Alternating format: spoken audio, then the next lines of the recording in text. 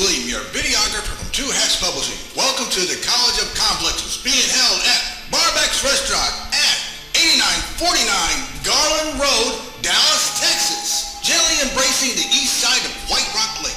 When I entered, I was greeted like coming home to Grandma's house, warm and friendly. When visiting the Barbeck's Restaurant, tell them you want your reservations for the next College of Complex class.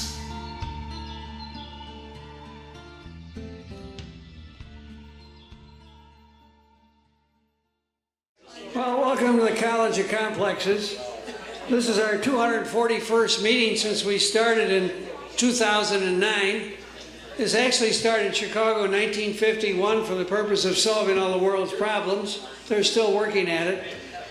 We put a different speaker on every week, a different subject. We require our speakers take a position on an issue, express a point of view. They have to be for or against something, don't care what it is. We give them an hour to make a presentation. If they go over an hour, we cut them off. If anybody interrupts the speaker, remind the interrupter, we only listen to one fool at a time. That's one of our rules. And after that, we have questions and answers, not speeches. And then we have remarks, rebuttals. Everybody in this audience that wants to gets 5 minutes at the podium to respond to what the speaker said, for or against. And the speaker gets the last word, gets a comment and close the meeting. Well, anyway, before we put our speakers on, we have announcements. If anyone has any announcements, now's the time to make them. Any announcements? Any announcements? Anybody? I can't believe it. No announcements. Nobody has any announcements. Susie's not here. That's why you don't have announcements. No announcements. Oh, well. Next week, it's on your itinerary, which I handed out to you. Will Social Security be around in 50 years? That's Norma Warner. She's going to talk about that. The following year is Linda Sprouse. You talk about how to build a bigger house. It's talking about the House of Representatives. Need to be larger. They restricted 1910s. You can talk about it.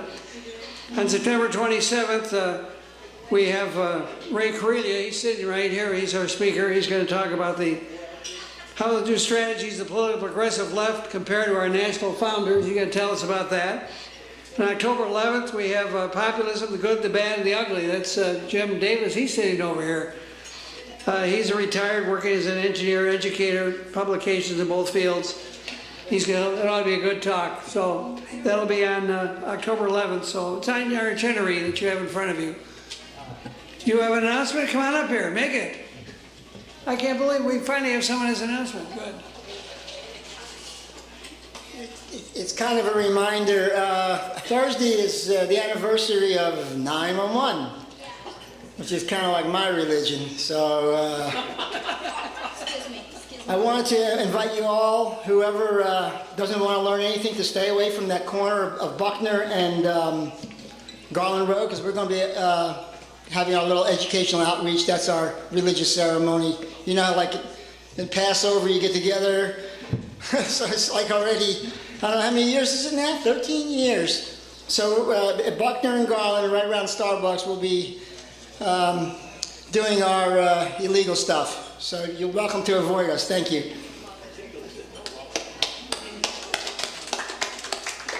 Any other announcements? How's the time? You got any announcements? You got an announcement to make? Now's the time. You want to make an announcement?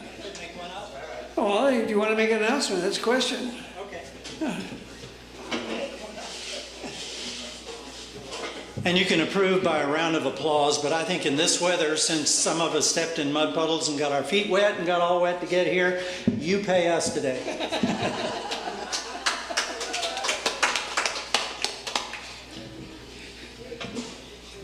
Okay, is there any other announcements? Are we out of announcements? All right.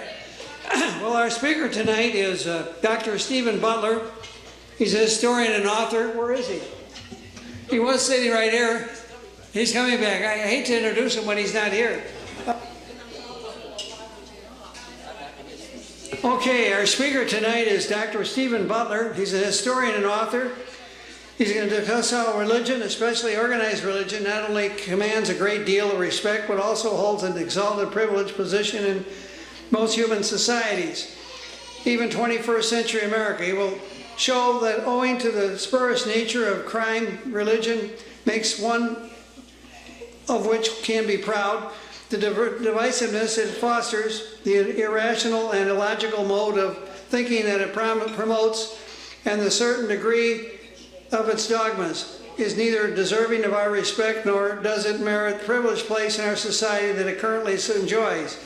In short, Stephen argues that it's time to see religion for what it really is, namely anachronism and a barrier to human progress that potentially endangers its future to our planet and the human race. The title of this is Why Organized Religion is Undeserving of the Respect it holds in society. So without further ado, please give a very, very warm welcome to Dr. Stephen Butler.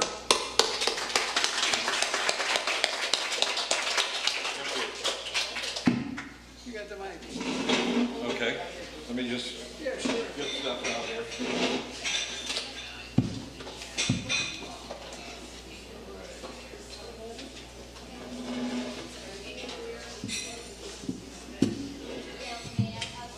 I've got some handouts. In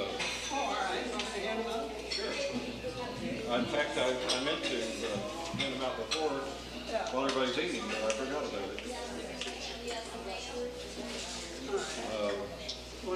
Yeah, let me tell you what they are. Tom's going to hand out some things here.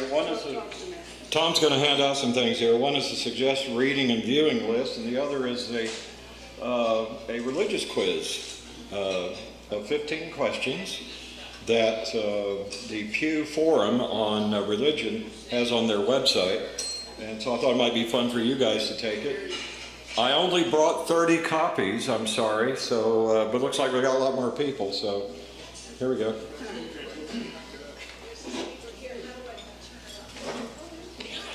Okay, I'll stand more in front of the microphones. Can everybody hear me now? Okay.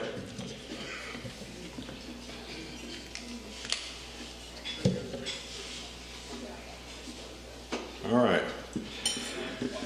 Okay, well, good evening, and thank you for coming out tonight, especially if any of you are Democrats who gave up the chance to go see Wendy Davis at College, who's probably speaking right now up there in Plano.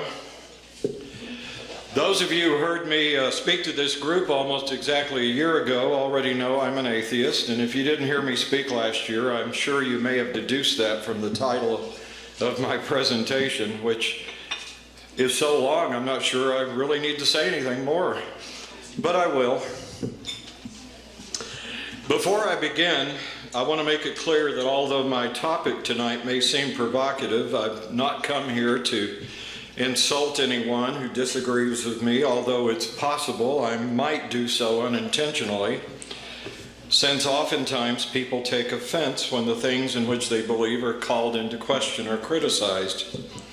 There are three things I do want to do, however. The first is to state my opinion, which is that I honestly and sincerely believe that religion, particularly organized religion, does more harm than good, that it not only retards human progress, but also poses a very real threat to both ourselves and our planet, and that consequently it is not only undeserving of the respect and special privileges it enjoys, but is also something that that human beings would be better off without.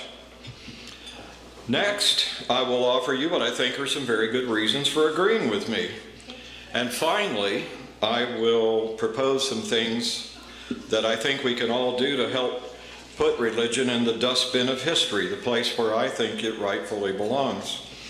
I'll add that I wish that I had more than an hour for this presentation, because I wrote out a text 24 pages long and then discovered I couldn't deliver it in 1 hour, so I had to make massive cuts, editing cuts. In any case, so I have a lot more to say than I have time to say it, but that's why I'm supplying you with a suggested reading list and website list that I hope you'll make use of. Okay, let's talk about the place of religion in society. It's quite evident, I think that, and I think you probably would agree with me on this part, that organized religion not only commands an enormous amount of respect, but that it also occupies a special place in societies all over the world and has done for millennia. It is no different here in the United States, where there are more than 350,000 houses of worship of one kind or another. Most of those structures, over 1,500 of which are located right here in Dallas, Texas, are Christian churches and are so much a part of the landscape that most people probably don't even notice them unless they're exceptional in some way, like the Mormon temple over in North Dallas or the new First Baptist Church in downtown Dallas. By and large, these supposedly sacred spaces are designed and ornamented for the purpose of making it clear to anyone who enters that they are in the presence of whichever god or god happens to be worshipped there. Deities, who for some reason think it is important that you either remove your shoes or cover your head or uncover your head or kneel or stand or prostrate yourself whenever you pray. And unless it's a Pentecostal church where almost anything goes, you are expected to speak in respectful, whispered, reverential tones. It's likewise customary to treat God's representatives on earth with due respect and reverence. The Pope, the Archbishop of Canterbury, and evangelical preacher Billy Graham are three venerable Christian figures who command respect wherever they go, oftentimes receiving it even from members of other faiths.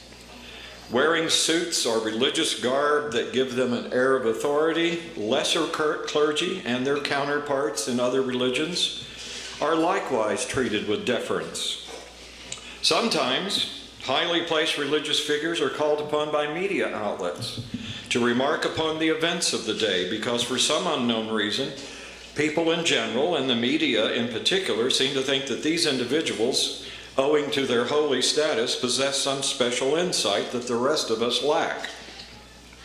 Take, for example, Pastor Robert Jeffress of the First Baptist Church of Dallas, who, according to the church's website, not only serves as a Fox News contributor, but also has made more than 1,500 guest appearances on various radio and television programs. Other high-profile religious figures such as Pastor Rick Warren of the Saddleback Megachurch in Lake Forest, California, the perpetually smiling Joel Osteen, senior pastor of Houston's Lakewood Church, and well-known Christian author Lee Strobel are also frequent guests on mainstream TV talk shows or news programs.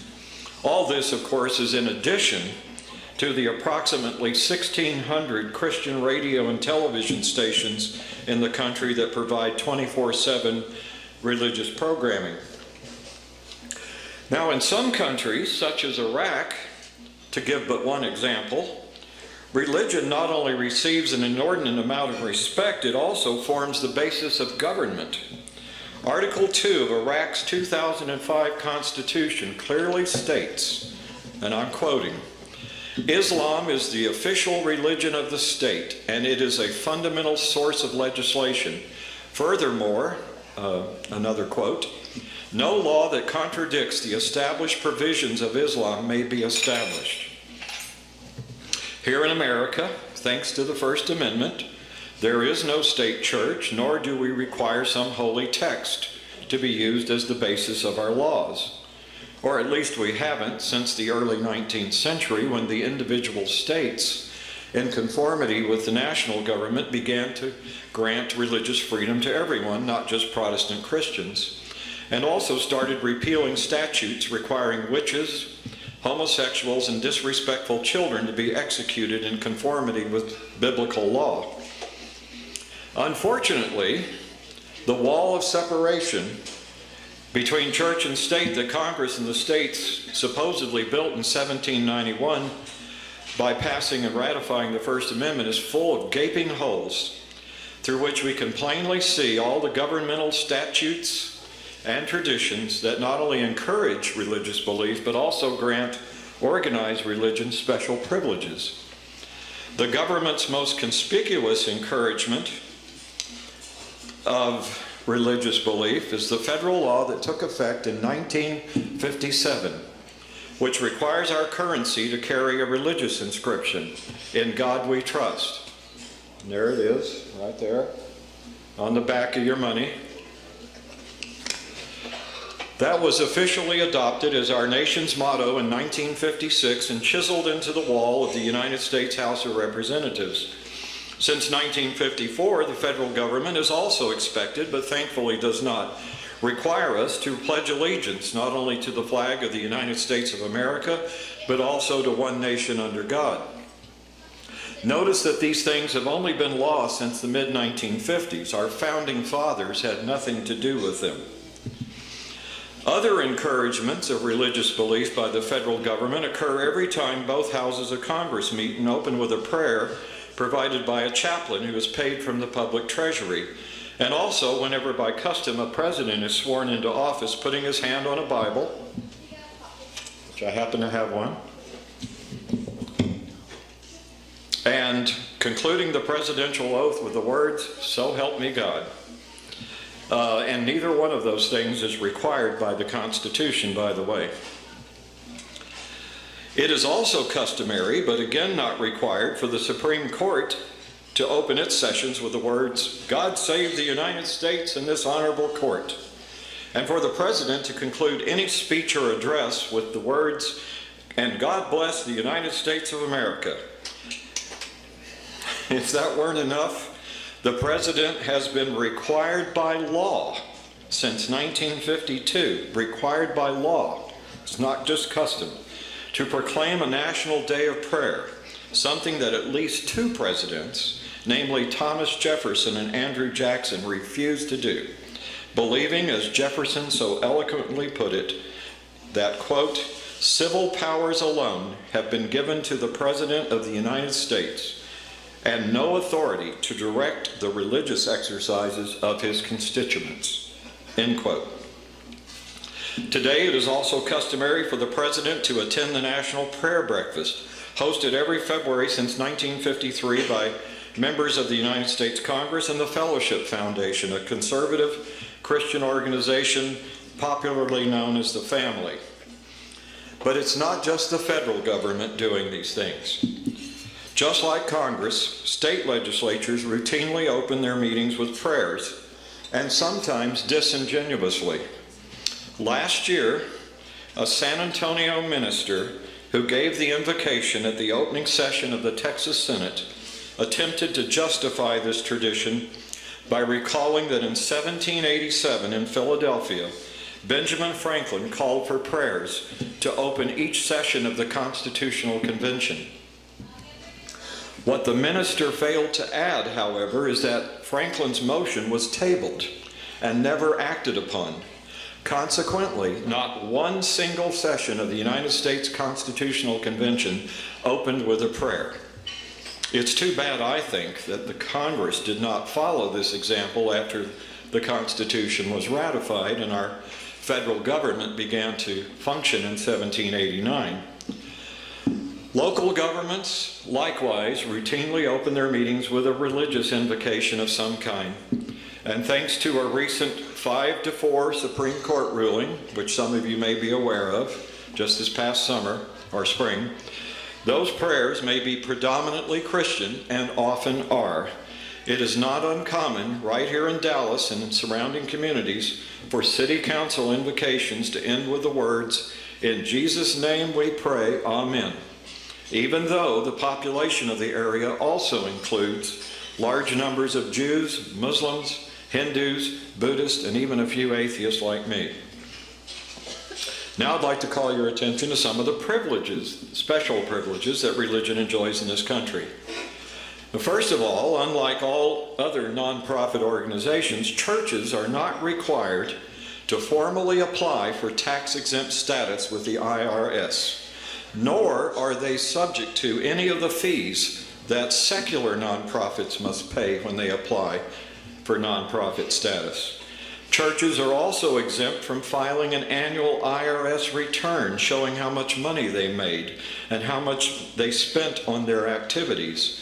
In other words, their supposed holy status exempts them from any sort of financial accountability. This is why nobody knows for sure how much money churches have.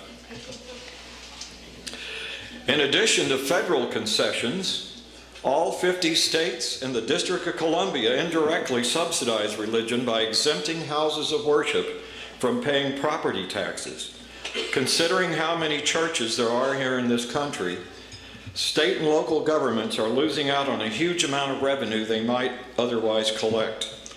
These indirect subsidies result in homeowners and business owners being forced to pay higher taxes than they would if churches were made to bear their fair share of the cost of all the community services they enjoy. Publicly funded streets and highways, just as one example, which make it possible for businesses to function by providing customers and suppliers with access to their property, likewise provide access to churches and also make it possible for ministers and church employees to carry out their duties. Yet churches pay nothing toward the cost of building or maintaining these roads, nor do they monetarily support any other community service such as police and fire protection, which other taxpayers, even the most destitute, are required to pay for. In short, churches and other houses of worship are getting a free ride at the expense of everyone else, even people like me who don't even come close to sharing their beliefs. There are plenty of other examples I could give you as evidence that religion commands almost universal respect, is encouraged by government, enjoys special privileges, but I don't want to belabor the point, because by now I think you probably get the picture. So let me move on to the question, is religion deserving of all this special treatment? I happen to agree with Professor Richard Dawkins, who John and I met a couple of years ago, an eminent British evolutionary biologist who said in a television documentary based on his 2006 book, The God Delusion, "The time has come for people of reason to say enough is enough." Why? Because, as Dawkins puts it, religious faith discourages independent thought, it's divisive, and it's dangerous. Let's examine these charges one at a time. First of all, I don't think anyone can deny that we live in a world we can perceive through our senses, or through instruments we have devised to enhance our senses, such as telescopes and microscopes. A world that we can examine, measure, and try to learn more about by conducting scientific experiments. Religions teach that there is another world, an invisible, unknowable, supernatural world, inhabited by gods, angels, demons, devils, and all sorts of mysterious beings. A world untestable by scientific methodology, which therefore requires something called faith in order to be believed. I like the way Professor Dawkins compares science and faith, the methods by which human beings look for answers regarding these two worlds. Science, he says, is a discipline of investigation and constructive doubt using logic, evidence, and reason to draw conclusions. Consequently, he adds, a scientist is always asking questions and being skeptical. In stark contrast, he goes on to remark, faith demands a positive suspension of critical faculties. Religion, therefore, is not about trying to learn what's true by examining the evidence, but instead, as Dawkins puts it so well, it's about turning untested beliefs into unshakable truth through the power of institutions and the passage of time.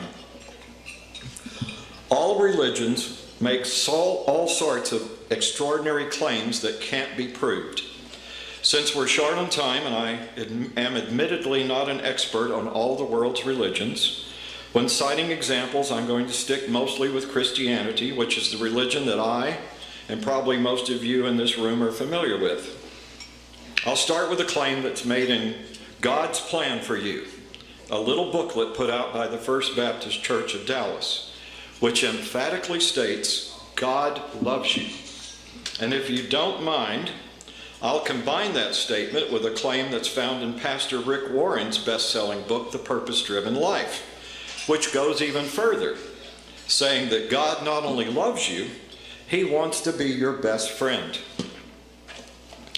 Well, I don't know about you, but I'm not so sure God is someone you would want for a best friend, even if he did exist. And as for loving you, well, it seems to me the evidence is pretty strong for just the opposite. In his book, The Case for a Creator, Christian author and pastor Lee Strobel argues that the earth is fine-tuned to support life and is therefore unique in the universe. Not unsurprisingly, he credits God as the creator or intelligent designer of this wonderful planet, where everything seemingly fits together so well in order for human beings to flourish. Strobel's not alone in making this claim, nor is he the first to do so. But is it true? I want you to consider this. If this is such a perfect world for human beings to thrive in, why is it that 70% of the Earth's surface is covered with vast oceans that contain 97% of all the water on the planet? Obviously, we can't live in it, and furthermore, it's salt water, which we can't drink. Only 3% of the Earth's water is drinkable, and most of that is in the form of ice in the polar regions, although I understand it's melting pretty fast thanks to global warming. That means, however, that there really isn't a lot of fresh water for 7 billion people to drink, or bathe in, or wash their clothes, or water their lawn, if they are lucky enough to live in a country where there are lawns to water. If there really is a supernatural designer, as people like Strobel claim, it seems to me he's not a very good one. Let's look next at the dry land on which we can live. Have you ever thought about the fact that even though it is the second largest country in the world in terms of land size, Canada has a population only 1/10 the size of the United States? 35 million compared to 314 million. Or why Australia, which is roughly the same size as the continental US, has a population that's even less than 1/10, 23 million. The answer, if you know your geography, is because most of Canada is an uninhabitable frozen wasteland, and most of Australia is an uninhabitable hot, dry desert. In point of fact, only 8% of the Earth's surface is suitable for human habitation, comfortable human habitation. And keep in mind, too, that if we venture above 15,000 feet, we start to have trouble breathing. In the vastness of the universe, our living space is really rather limited. These statistics not only convince me that there was no supernatural designer, it also worries me, because it means we have a potential problem that religion, or at least some religions, is only making worse. When I was born 65 years ago, there were about 2.5 billion people on the earth. By 1968, when an organization called Zero Population Growth, or ZPG for short, was formed to alert people to the dangers of overpopulation, that number had risen to 3.5 billion. At that time, ZPG recommended that in order to prevent trouble in the future, we should aim for zero population growth, which could easily be achieved if every couple had no more than 2 children. That is, if everyone only reproduced himself or herself. When my wife and I got married in 1970, we took this admonition to heart and deliberately limited our family to 2 children. And I'm glad we did. Otherwise, I'd have a lot less retirement savings than I have now, which isn't much. Apparently, most people ignored this advice. Less than 50 years later, we have more than 7 billion people on this planet. It is estimated by experts that if we keep on reproducing at the current rate, we will reach 8 billion by the year 2030, if not sooner, and more than 9.5 billion by mid-century. Most of this growth, by the way, is in countries where overpopulation is already a serious problem in terms of competition for scarce resources, including fresh water. And it's only going to get worse if we don't do something about it now. By the way, just out of curiosity, does anybody know where the United States ranks in terms of population, the most populous nations? Does anybody have any idea? Who said third? You're right, number 3, after China and India. We've all seen the commercials on TV for charities asking for money to feed starving children in third world countries, and our hearts go out to them. But have you ever wondered why people who cannot feed the children they bring into the world continue to reproduce? The answer in many cases is religion. The Roman Catholic Church is undoubtedly the biggest offender. Here is the official stand of the church, which I took from their official website. This is a quote directly from the Catholic website, Catholic.com. Contraception is wrong because it's a deliberate violation of the design God built into the human race, often referred to as natural law. The natural law purpose of sex is procreation. The pleasure that sexual intercourse provides is an additional blessing from God, intended to offer the possibility of new life while strengthening the bond of intimacy, respect, and love between husband and wife. The loving environment this bond creates is the perfect setting for nurturing children. But sexual pleasure within marriage becomes unnatural, and even harmful to the spouses when it is used in a way that deliberately excludes the basic purpose of sex, which is procreation. God's gift of the sex act, along with its pleasure and intimacy, must not be abused by deliberately frustrating its natural end, procreation. Tragically, the Catholic Church's ban on contraception not only has negative consequences in terms of rising population figures, in parts of Africa where many Catholic charities operate, and also where HIV/AIDS is epidemic, Catholic aid workers' efforts to keep condoms out of the hands of people they're supposed to be helping has resulted in the continued spread of a deadly disease that could easily be prevented if not for the irrational, socially irresponsible teachings of the Catholic Church. Unfortunately, religion in general and the Catholic Church in particular have a long history of opposing both common sense and science. It was the Catholic Church that imprisoned Galileo and forced him to recant when he dared to say that instead of the sun going around the earth, it was the other way around. Something that astronomer Copernicus had written about earlier, but wisely refrained from publishing until just before he died, knowing full well the possible consequences of his heretical proposition. In 1600, when a renegade Dominican friar, Giordano Bruno, dared to suggest there might be other worlds with life on them and refused to recant, he was burned alive at the stake after 7 years imprisonment. Bruno also got in trouble with the church for questioning a number of basic Christian tenets, such as the divinity of Jesus and transubstantiation, which is the belief by Catholics that during the sacrament, the wafer and the wine actually become the body and blood of Christ, that it's not just symbolic. In essence, what the Catholic Church is doing through this doctrine of transubstantiation is promoting cannibalism. That is, if it was true. Even though I was raised Protestant, I took a Catholic sacrament once on one occasion.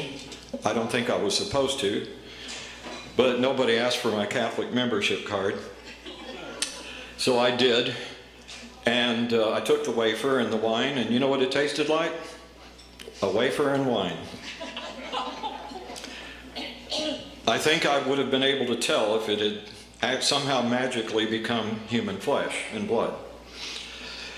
Returning to the topic of illness, if God loves us and wants to be our best friend, how do you explain disease? If God is the creator of the universe and everything in it, as religion contends, then in addition to human beings, he also created bacteria, viruses, and parasites. All those things that make people sick and all too often kill them. And what about hurricanes, tornadoes, floods, earthquakes, tsunamis, and all those other so-called acts of God that kill hundreds, sometimes thousands of human beings and destroy property, including, by the way, churches? Are these the gifts of a loving God who wants to be your best friend? Not unnaturally, when disease or acts of God visit death and destruction on human beings, particularly nice people who are kind and gentle and generous, the question arises, why do bad things happen to good people? Whole books have been written about it, and preachers preach sermons about it. Some say it's just God testing our faith or trying to make us stronger through adversity. But maybe, just maybe, there's another even better answer. Have you ever heard, this is a rhetorical question, you don't have to answer it. Have you ever heard of anything called Occam's razor? Occam's razor is a principle used in problem solving that holds that among competing hypotheses, the simplest answer, the one that makes the fewest assumptions, is usually the correct one. Well, I happen to think that in trying to answer the question, why do bad things happen to good people, the best answer is definitely the simplest. Namely, there is no God. It's either that, or God is not able to keep bad things from happening, which means he's not as powerful as religious people make him out to be, or he just doesn't give a damn. In which case, he obviously doesn't love us or want to be our best friend. In addition to the world itself, Christians also point to the Bible as evidence of God's existence as well as proof of the many other things they believe. But can we trust the Bible? Is it authentic? Whoever wrote the following official statement that I found on the website of Criswell College has no doubt whatsoever. Allow me to read this statement of belief that I don't doubt is shared by millions of other Christians. Quote, "The Holy Bible was written by men divinely inspired and is God's revelation of himself to man. It is a perfect treasure of divine instruction. It has God for its author, salvation for its end, and truth without any mixture of error for its matter." And they've got this next thing in italics. "It is inerrant and infallible in its original manuscripts, which are to be taken as verbally inspired. Therefore, all Scripture is totally true and trustworthy. It reveals the principles by which God judges us and therefore is and will remain to the end of the world the true center of Christian union and the supreme standard by which all human conduct, creeds, and religious opinions should be tried.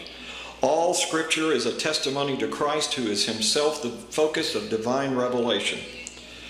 As it turns out, apart from the part about the Bible being written by men, none of the preceding statement is true. How do I know? Because like a lot of atheists, I have actually taken the time to critically examine the Bible, which is something most Christians seem not to have done. If they had, they would know, as I do, that this so-called holy book contains not only numerous, glaring contradictions, but also implicitly condones a long list of evil and immoral practices, so many, in fact, that I honestly find it hard to believe that anyone could ever seriously refer to this as the good book. Thomas Paine, one of our country's founding fathers, likewise didn't think much of the Bible. In addition to Common Sense, the pamphlet that persuaded Americans to declare independence from Great Britain, Paine also authored The Age of Reason, one of the earliest and most thorough critiques of the Bible ever written. Although Paine was a deist, that is to say he still believed in a divine creator of the universe, he had no use for any so-called revealed religion. One of the things that Paine points out about the Old Testament is that there are two versions of the Ten Commandments, and that they do not contain the exact same list of admonishments, which, by the way, are woefully inadequate as a moral guide, since they do not explicitly prohibit all sorts of criminal acts that we frown upon today, such as rape, incest, slavery, child abuse, etc., to name but a few. Speaking of criminal and immoral acts, you could not do better than the Bible if you're looking for something sordid to read. The Old Testament, or Torah, as the Jews call it, has all the above and more, especially killing, which even God himself seems to enjoy doing.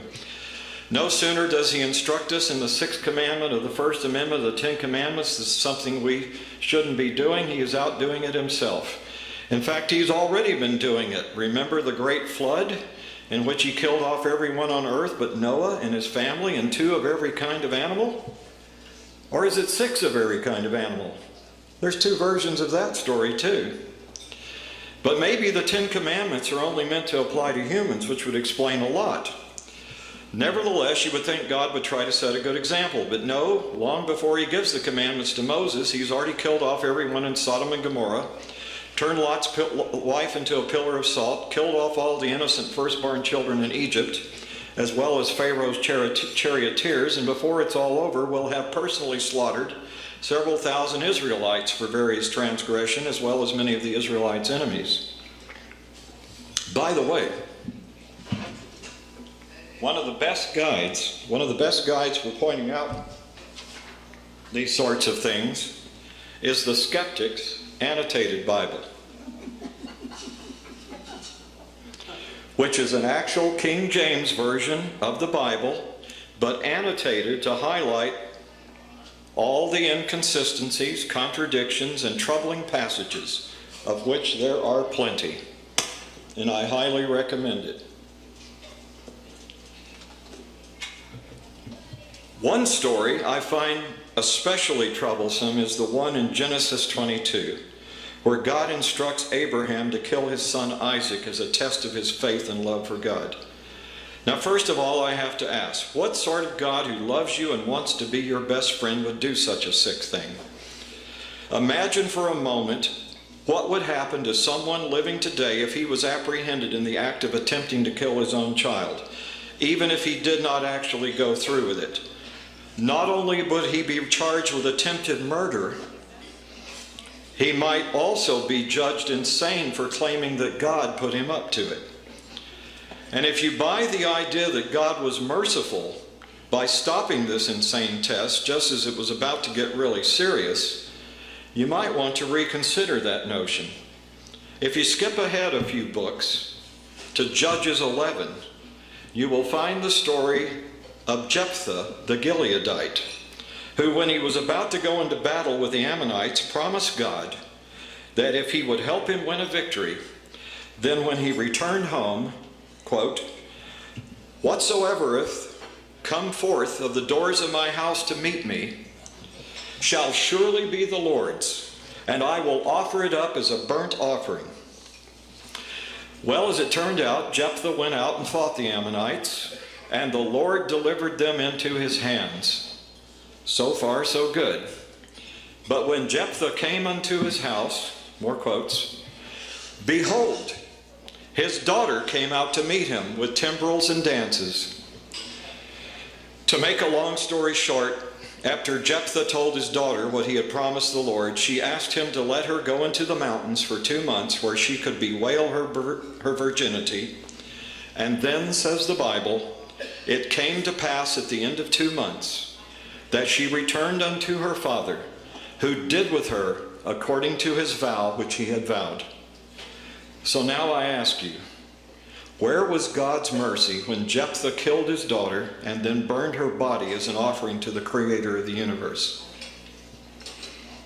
Although the New Testament isn't quite as bloody as the Old, when it comes to contradictions and irrational or inexplicable behavior, it really isn't much improvement. One of the most glaring contradictions concerns the genealogies that Matthew and Luke provide, but interestingly, not Mark or John.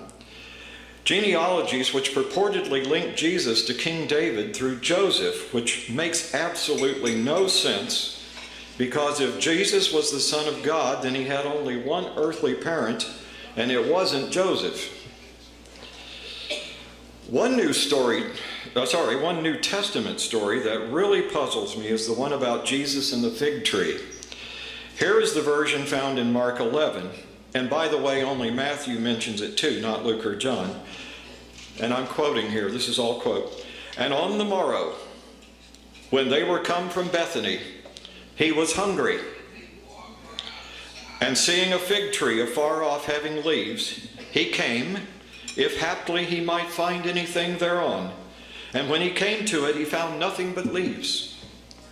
For the time of figs was not yet.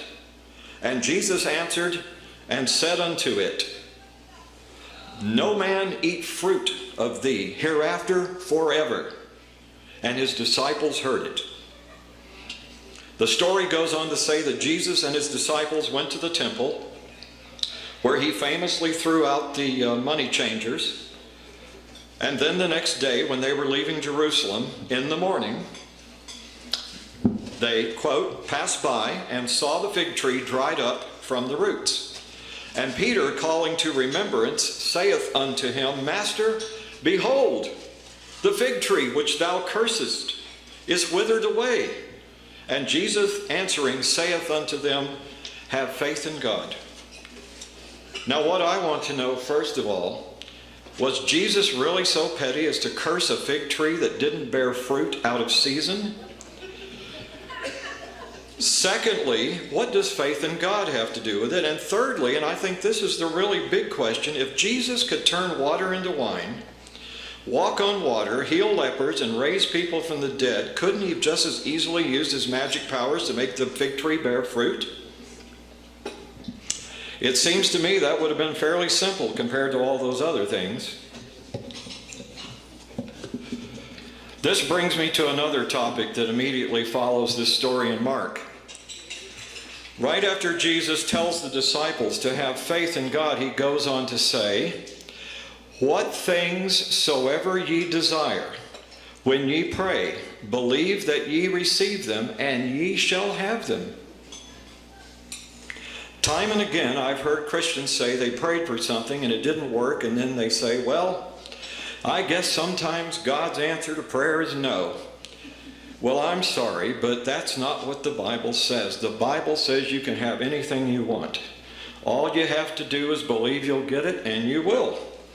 Are we honestly to think that all those millions of people who have prayed for something during the past 2 millennia didn't get it because they didn't really believe they would? Or sometimes Christians say, oh, well, I guess it was just God's will that such and such happened. Well, if you think God was going to do what he wanted to do anyway, why'd you bother to pray? And here's another thought. If prayer works, then why do we need hospitals? In addition to the Bible itself, I've also taken the time to study its history, because I was curious to know how it came to be written and who wrote it and so on. In the process, I learned some interesting things that I'd be willing to bet most Christians don't know. And it seems to me, and probably haven't even thought to wonder about. I find this especially distressing because it seems to me if you're going to profess a particular faith, you owe it to yourself to know as much as you can about it. Now, ministers and priests don't generally encourage independent inquiry, however, which is understandable because I think they're afraid you might become an atheist. One book that I've read that is particularly informative is Jesus the Evidence by Ian Wilson. I don't think he's on my suggested reading list. I should have put him on there. Anyway, he's actually a believer, not an atheist, and I still recommend the book. One of the things I learned from Wilson's book, although he attempts to gloss it over, is that there is no contemporary evidence whatsoever that Jesus actually existed. I find this astonishing, considering what a remarkable character the man is supposed to have been. You would think that in light of all the miracles he allegedly performed and all the controversy he seems to have stirred up, there would be plenty of either Jewish or Roman records written at the time he is said to have lived to support what the Gospels say. But there isn't. Not one word. I find this incredible. Take the story of the crucifixion, as related by Matthew, for example.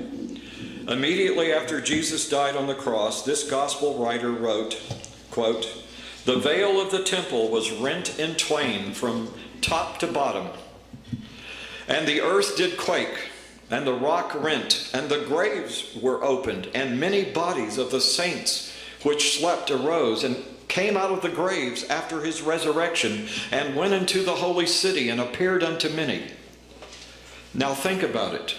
The minute that Jesus, this supposedly notorious Jewish troublemaker, is executed, there is an earthquake, and then the next thing you know, there are all these zombies walking around Jerusalem.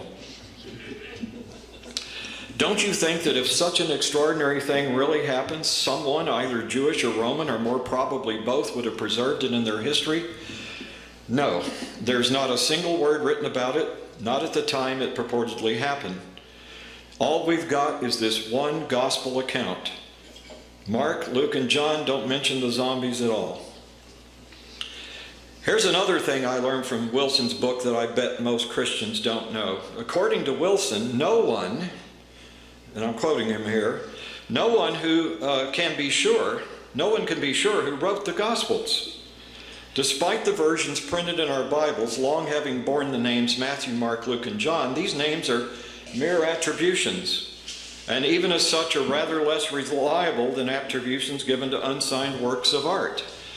And he's not the only one who says so. I've read plenty of other books on this topic, some of them written by skeptics and others written by believers, and they all say pretty much the same thing. No one knows for sure who wrote the Gospels. Another thing the scholars agree on is that the Gospels were almost certainly not written by eyewitnesses. Even if they had been, the fact that all the Gospels were written decades after Jesus died, and if in fact he ever actually lived, would make even an eyewitness account unreliable. Like I said when I spoke to this group a year ago, we can be pretty sure that no one was there with a tape recorder at the Sermon on the Mount.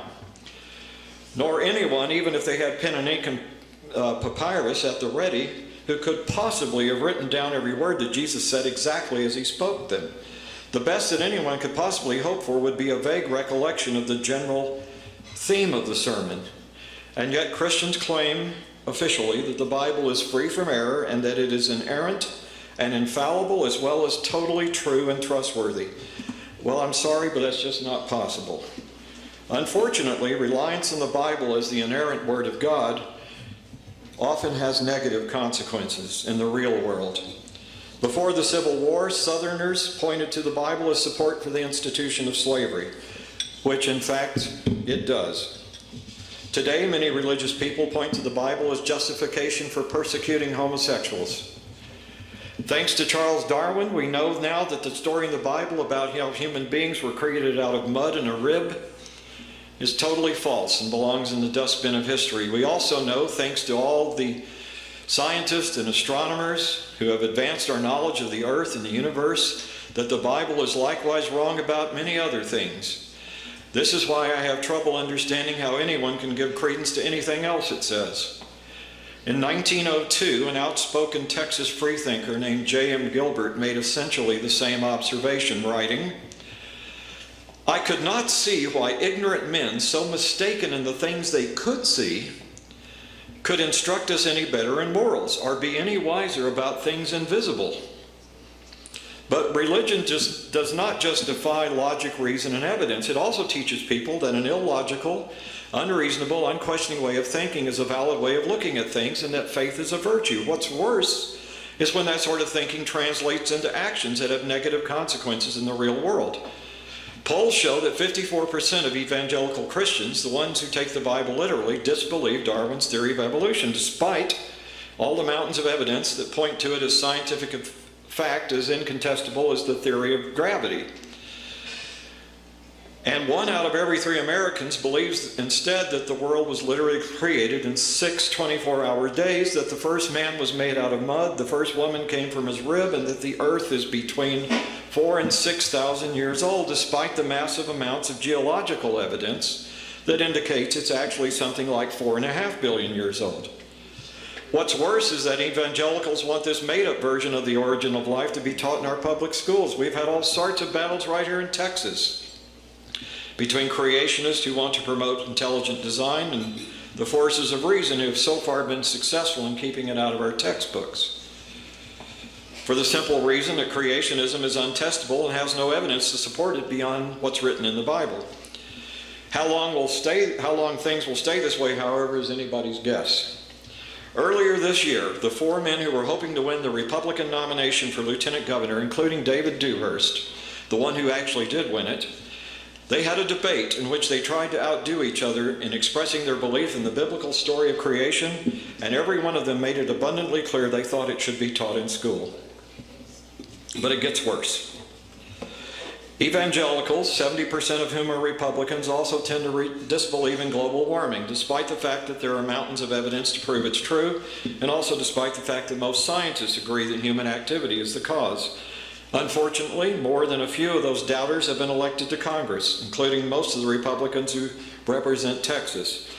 All of them oppose federal regulation of greenhouse gases. Some Republicans are not only climate change doubters, but owing to their being assigned to certain congressional committees, have the power to block any meaningful legislation that hopes to reverse its effects. One of the worst is a congressman named Paul Braun of Georgia, who's a Southern Baptist, and he says that global warming is a hoax. Not only that it's a hoax, but also that it is a left-wing conspiracy and a lie, and this quote from him, straight from the pit of hell.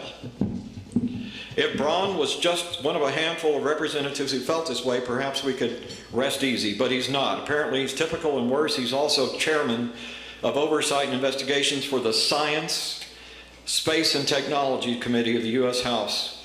I don't know about you, but it seems to me that that's the last place we need to have an anti-science person in charge of things.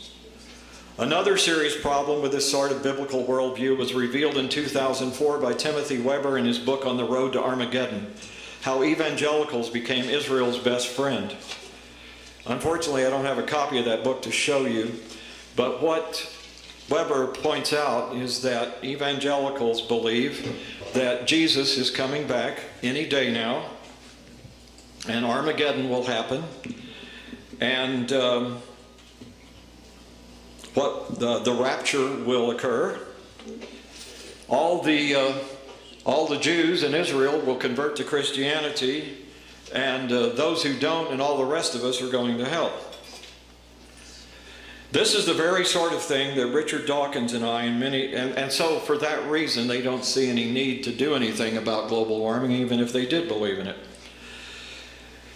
This is the very sort of thing that Richard Dawkins and I and many other concerned non-believers mean when we say that religion is dangerous. When people who believe in things that can't be proved and rely instead on the authority of some ancient holy text but don't believe in things that can be proved, when those sorts of people are elected, as they frequently are, to high public office, I'm sorry, but I think we have a very real problem. It means that the future of our planet is potentially in peril because our government and consequently responsibility for the fate of the planet is placed in the hands of individuals whose critical thinking skills are practically non-existent.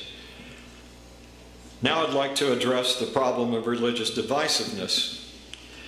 It's unfortunate but true that by their very nature, most of the world's religions are opposed to one another. Instead of uniting us in our common humanity, they set up artificial barriers based on untenable beliefs that unnecessarily and dangerously separate us, make us suspicious of one another, and even give us, if we take the holy books literally, an excuse to dislike, persecute, or even kill one another. And by behaving this way, we are not only putting ourselves but also our planet at risk. I know my time is getting a little short here, so I'm going to rush things up just a little bit. I was going to go over all the different divisions of religion that there are, but I'll just remind you, Christianity is divided into Catholics and Protestants and Eastern Orthodox. Yeah. That there are 30,000 Protestant denominations in the United States alone. The Muslims are divided into Sunnis and Shiites. Judaism has 5 different divisions.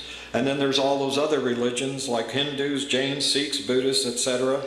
And each and every one of them claims to have all the answers to all of life's big questions. This divisiveness was the reason for 9/11. When 19 supposedly intelligent young men crashed airplanes into buildings, killing themselves and thousands of innocent victims. Why? Because they believed they were doing God's will, that their God was the only true God, that the so-called infidels were evil, and that by killing them they would instantly enter into a paradise where their sexual needs would be catered to for eternity by dozens of obliging virgins. This is the same reason even today why young men and sometimes young women too strap explosives to their bodies and go out and not only blow themselves to bits but also innocent people.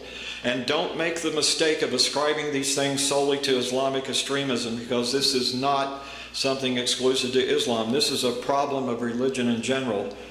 Religion is the reason why Christians and Muslims fought over the so-called Holy Land during the Crusades, why Jews and Muslims are still fighting over it today, why the Inquisition and European Holy Wars resulted in the deaths of hundreds of thousands, if not millions, of Protestants and other heretics, the reason for the Hindu-Muslim rampages that occurred in 1948, and also the reason why Hitler had 6 million Jews systematically murdered during the Second World War.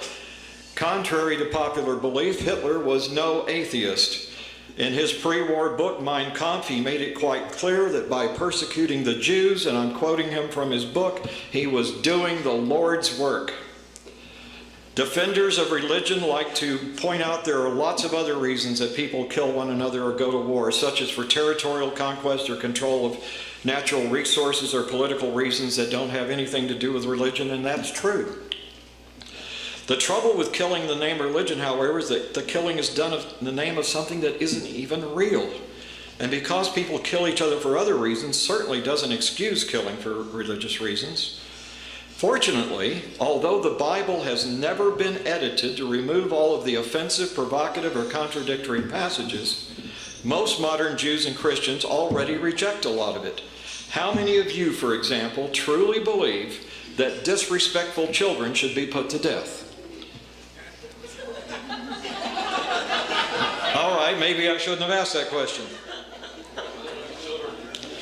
Or adulterers, or people who work on Sunday, or homosexuals. The Bible says quite plainly that all those people should be executed, preferably by stoning.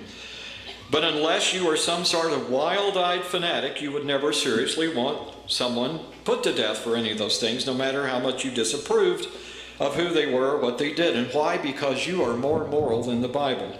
Not only are you more moral than the Bible, you're also more tolerant. Here in the United States, thank goodness, we don't go around killing or persecuting our fellow citizens just because they happen to believe in a different imaginary deity, or at least we haven't since the 1830s, when the governor of Missouri ordered the extermination of the Mormons. Here we have a tradition of religious toleration, which means that even if we don't respect each other's beliefs, we at least respect his or her right to have those beliefs, and that includes me, by the way. You know, another thing I want to say is that I find interesting is that all or most of you adhere to some faith are just as atheistic as I am insofar as other religions are concerned.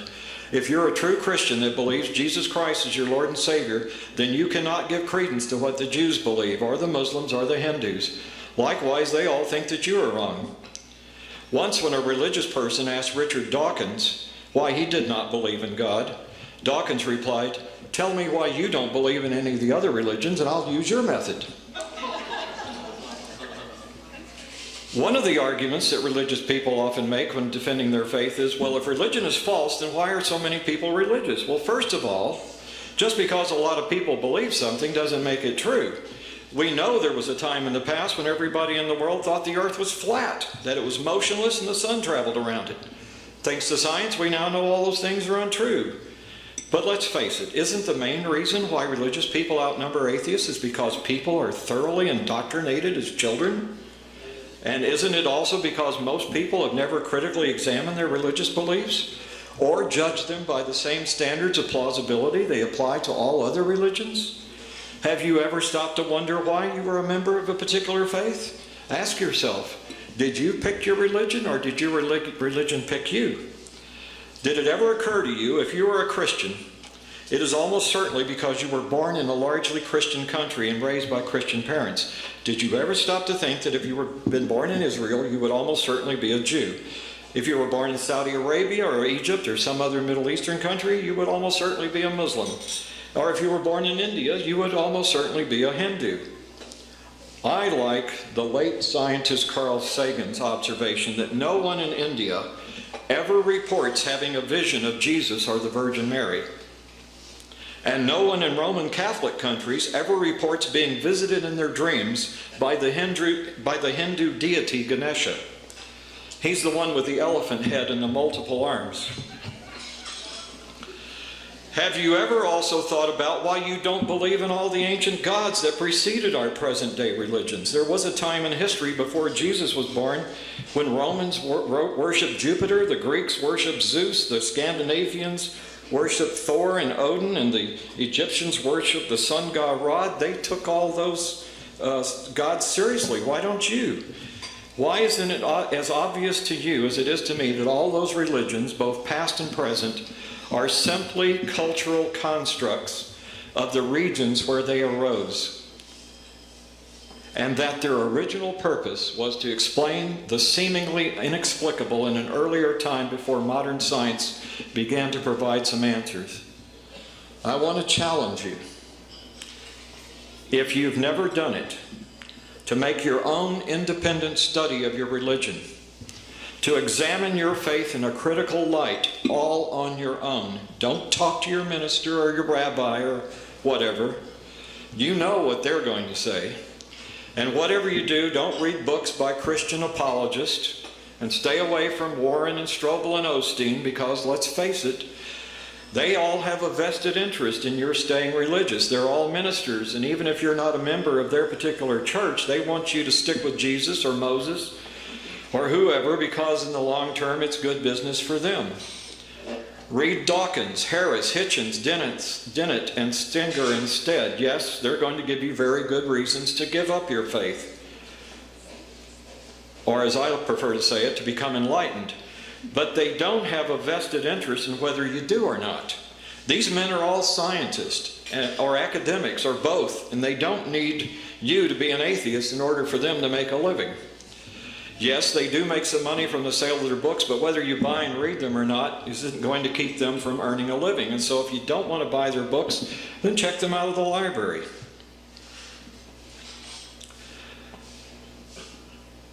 I think it's important, too, that you understand religion is in many ways like a business, and indeed for many people it is a business. If you know anything at all about salesmanship, you know that when selling something that people might be dubious about, it is important, first of all, to establish a need for whatever it is you're selling.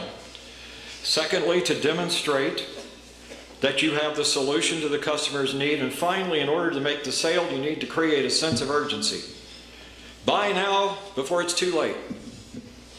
This is exactly what evangelists do. They establish a need for religion by telling you you are a sinner and therefore in need of salvation. But fortunately, they'll say, Jesus Christ is the answer to your problems. Just accept Him as your Lord and Savior and you'll be okay. You'll have a first-class ticket to heaven. But don't hesitate. Life is uncertain. You could die at any moment. If you're going to come to Jesus, you need to do it right now. Today, don't think about it. Don't waste time reading the Bible to see if what I'm telling you is true. Just do it. Another defense of religion I've heard is, but what about all the good things that religion does? Feeding the hungry, housing the homeless, caring for the sick, giving people comfort and peace of mind, providing a moral compass. First of all, it's not religion doing those good things, it's religious people. Religion itself hasn't done much of anything for humans. Almost every good thing that makes our life safer, more comfortable, more pleasurable are the gifts of science. Religion did not give us electricity, or indoor plumbing, or modern medicine, or satellites that track the weather and warn us when potentially dangerous acts of God are about to occur.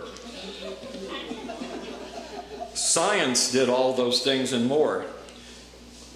I therefore think it is very important to distinguish between religion and religious people. Many religious people do lots of good things, and I applaud their good works, but as Nobel Prize-winning physicist Steven Weinberg said in 1999, with or without religion, you would have good people doing good things and evil people doing evil things. But for good people to do evil things, it takes religion.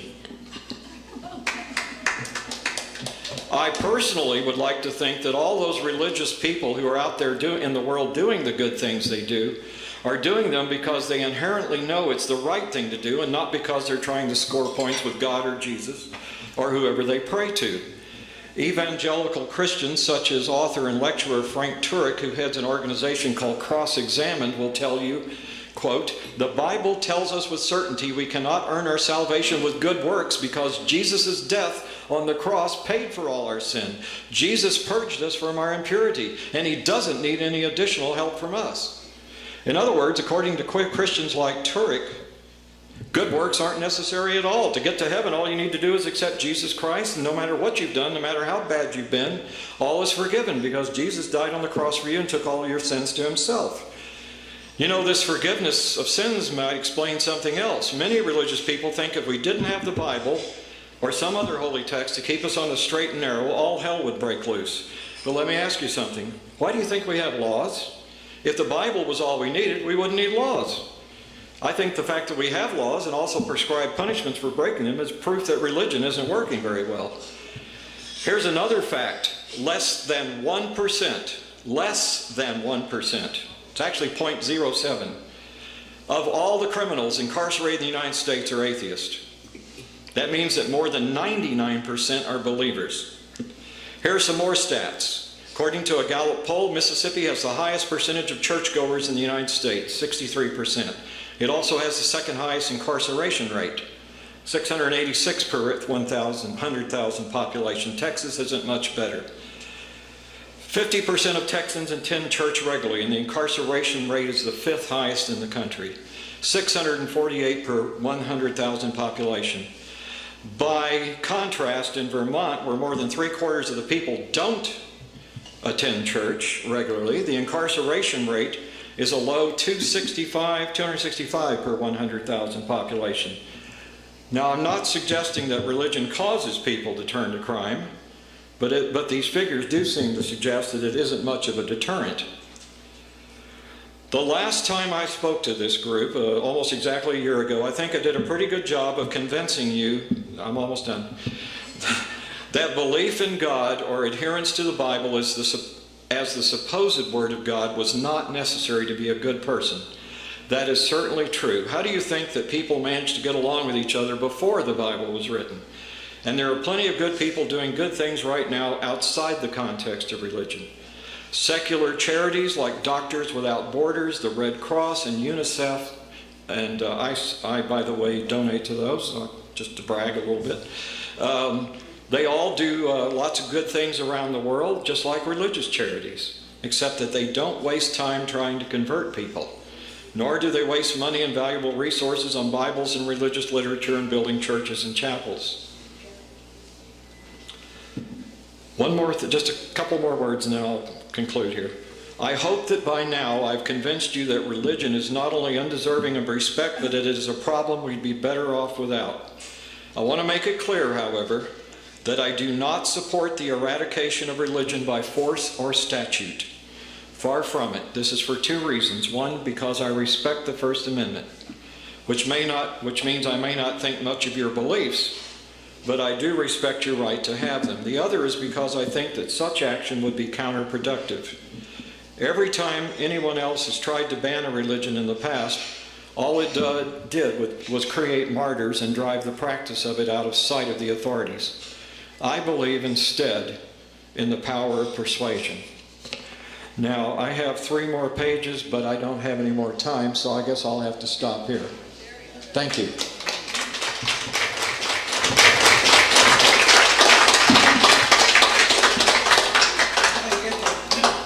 Now you get to answer questions. Okay.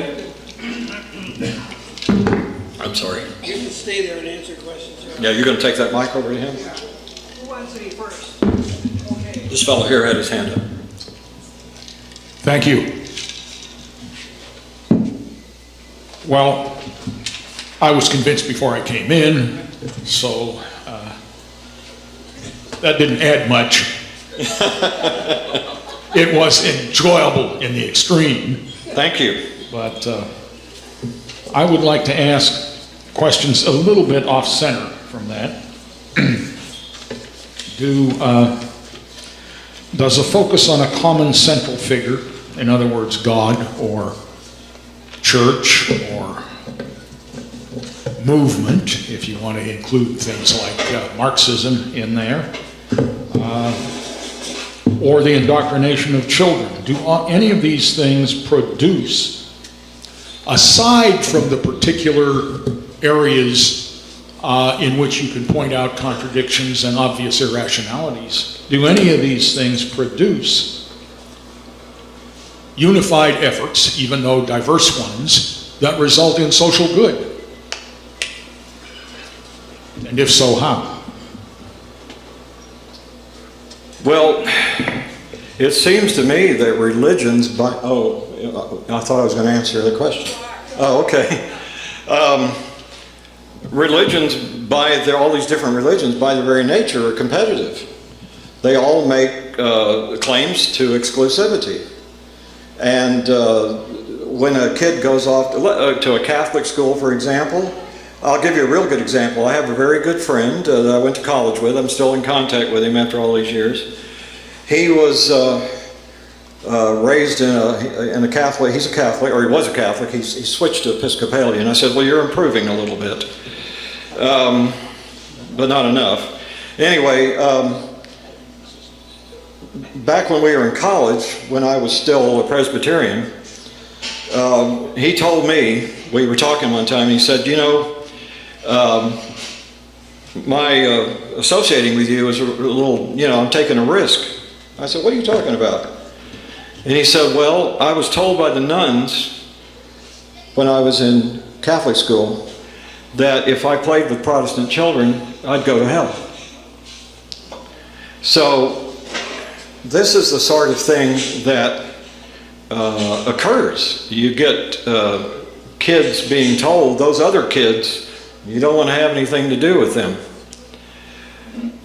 I know someone right now who lives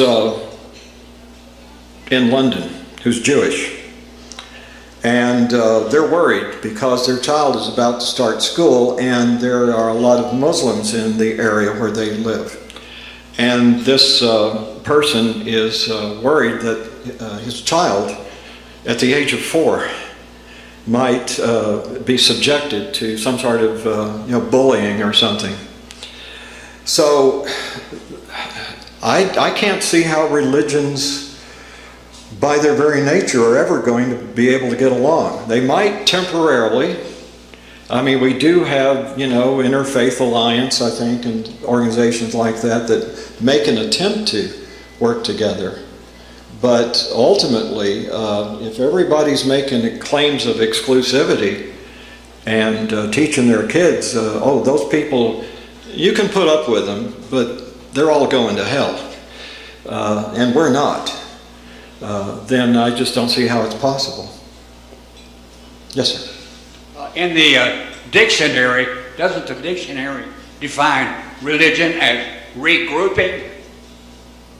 I don't know. I don't have a dictionary to look at. So, have you seen that? Yes, I've looked in the dictionary, and it says the definition of religion is to regroup. To regroup. Okay. Well, I've never heard that, so I can't really comment on it. I'm sorry.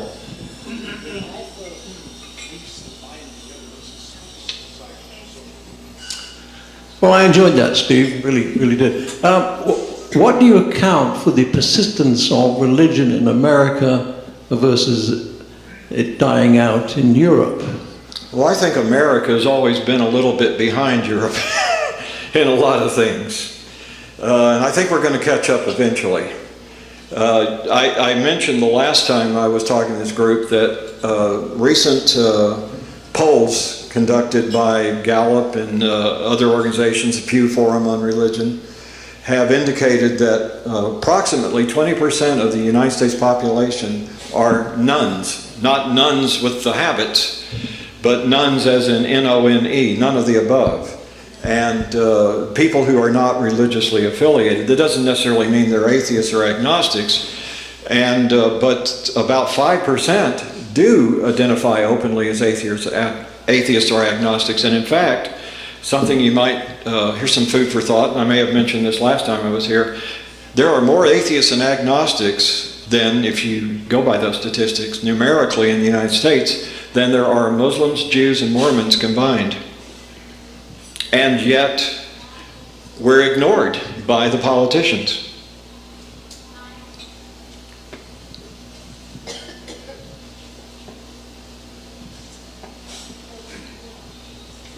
When you were introduced, they called you doctor. Why are you a doctor? Doctor of what? I have a PhD in history. History? Yes. Thank you. I'm not a medical doctor. Thank you. If anybody has any complaints, I can't help you. Any physical complaints, that is. If you take as a given that lots of folks have lives that aren't worth living or are difficult, then that means what these folks need or want is access to power, at least an assurance that the afterlife will be better than this one. So if that's the case, I don't believe that appeals to reason are going to persuade anybody not to be religious. I think religions are going to be around indefinitely for those reasons. Well, you're right. Religion appeals to emotions, and that's why when these preachers who go around holding revival meetings get everybody all emotionally worked up. They can't prove that anything they say is true, so they don't want you to stop and think about it. Yeah, you're right. There are some people who are in a hard place, and that's why I think we need to let religion go, because think of all the money and time and effort and resources that are poured into religion. 350,000 churches, and the Baptists just spent $130 million on that new facility downtown with the big auditorium, the big screen, and everything. Tax-free. Tax-free, yes. And by the way, I was going to mention, it was part of my spiel here that I cut. I looked online at the Dallas Central Appraisal District website. That's where you go to find out how much your property's worth. And for some reason, although it has been reported in the press all over the place that they spent $130 million, that property's only valued at about $42 million. But it doesn't matter, as you just said. Their tax bill is zero. Yet somebody living in a shack down in some poverty-stricken part of town is going to have to pay some property taxes. So, anybody else?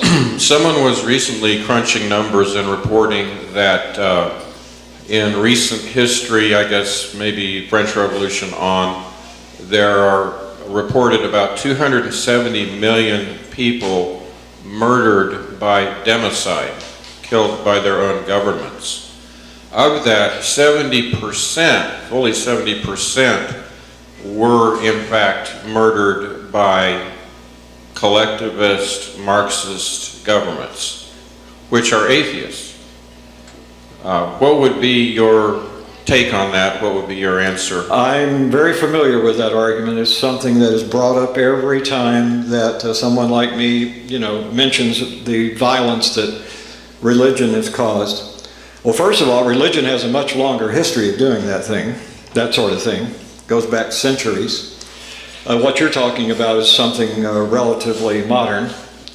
And also, none of those killings, for example, by Pol Pot, for example, or Stalin, none of those were done specifically in the name of atheism. They weren't done because they were trying to impose atheism on people. Those were political. I don't know if Solzhenitsyn would agree with you on that. Well, he may not. But nevertheless, it wasn't atheism driving them to do that. It was their political competition. The fact that they were trying to impose their political power on people who were resistant to it. So they were political enemies. They weren't. Religion didn't have much of anything at all to do with it. So are you saying then that atheism is apolitical? Yes. In fact, let me just tell you, I was going to mention, this is another thing I cut from my original presentation. There's a lot of misconception about what atheism is. Atheism is simply this and nothing more. Atheism is simply an atheist is simply someone who doesn't believe in God. That's it. There's nothing else attached to it. Not one thing. And you know what I was going to say too, is it's a term that doesn't even really, it shouldn't even exist. I don't play golf either. But I don't go around calling myself an A golfer. So anyway, those books, some of those books they're on my reading list that I passed out, they address that question that you just asked. In fact, just about every one of them addresses it very well. And I suggest that maybe you go to the library and check out some of those books and see what they have to say, and they'll tell you pretty much the same thing, except probably more eloquently than I'm able to. Well, I have a strange quandary here because I started life as an atheist and went the other way? I became a theist. Oh, so you went over to the dark side. Speaking of the dark side, you were saying religion did not give us electricity. Well, maybe Benjamin Franklin, whatever there, but Nikola Tesla was the son of a Serbian Orthodox priest. I know that. George Washington Carver was a devout Christian. That's true. Luther Burbank had paranormal conversations with his plants. I guess what I'm asking you is, can you truly separate religion from the results we see as science? Well, there are a lot of scientists who've been religious, but religious belief that comes from a holy text hasn't given us any of those things. And by the way, Luther Burbank was an infidel. He said so quite plainly. That's what he called himself. In other words, an atheist. I don't know about if he talked to his plants or not, but he didn't believe in God. I can guarantee you that. He said so quite openly. Okay, well, there's some other quotes of him where he is talking to his plants. Vladimir Litovchenko, a theoretical physicist from Moscow University, after spending 5 hours writing on blackboards, delivered this equation to me. He said, the non-randomness of photon chirality in living matter precludes any conclusion of randomness. I would just put it to you that not all science agrees with Darwin. Can I just say something about that? Science can't explain everything. Maybe someday it will, but right now science can't explain everything. But when you stop and think about it, we haven't really been looking that long for a lot of the answers. It's only been really since the Renaissance that science has started to take off. Before that, we had the Dark Ages. 1,000 years, Europe was, there was hardly any learning that took place. And coincidentally, that started right about the time that the Christian church became the official church of Rome. And then when people started reading the books that were printed with the printing press that Gutenberg invented in 1450, and they started reading the Bible for themselves, for example, I think that's when things began to pick up a little bit. But I'm trying to think where I was going with that. I go off sometimes on a tangent and forget where I'm going. Oh yes, I remember now. But what I was going to say is that just because we can't explain something doesn't automatically mean that God did it. That's called the God of the gaps. People say, okay, science, you can't explain this, so God must have done it. Because there's no other possible explanation. Well, I'm sorry, there are lots of possible other explanations. Just because we can't explain something now doesn't mean God did it. There are a lot of things we couldn't explain in the past that God got the credit for, and then we discovered, well, there's a natural reason for it. And then suddenly God disappeared from the picture on those particular things. So to just plug in God automatically wherever we can't explain something, I think I think that's a lazy way of thinking. It's like, well, we can't do it, so let's just stick that guy in there. Yes? I have a question for you. You've quoted many authors and many books that you have read and done your research on, but you have failed to prove that God does not exist. And I would like to ask you, do you have any evidence that God does not exist? Well, let me throw that back at you. Do you have any evidence God does exist? I do. But, oh, really? Yes, I do. But I want to hear something. Well, I don't Where's think, your evidence? I don't think you do have evidence that God exists. You haven't seen my evidence, have you? Well, no, I haven't. No, I haven't. And if you've got something that's like that, you really ought to be telling the whole world about it, because I'm sure we'd all like to see it. As Richard Dawkins has said, and other atheists that are much better known than I am, if somebody comes up with some really good evidence, I might change my mind. Mr. Butler. But let me finish. But what I was going to say is, let me ask you this. Do you believe that there are pink and purple unicorns? I was the one asking the question. Do you have any evidence that God does not exist? But in order for me to answer your question, I need you to answer that question. I've already answered one of your questions. Okay. You still haven't answered mine.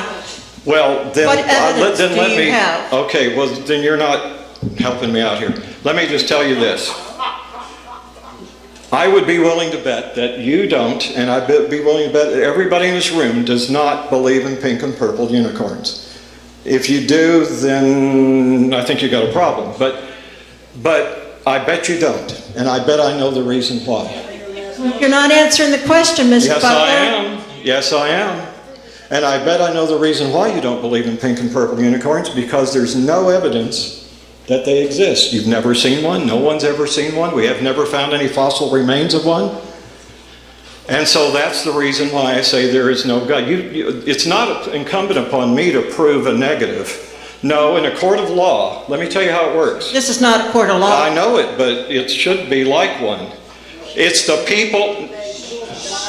Please let me finish. It's the people who are making the claim that need to provide the evidence.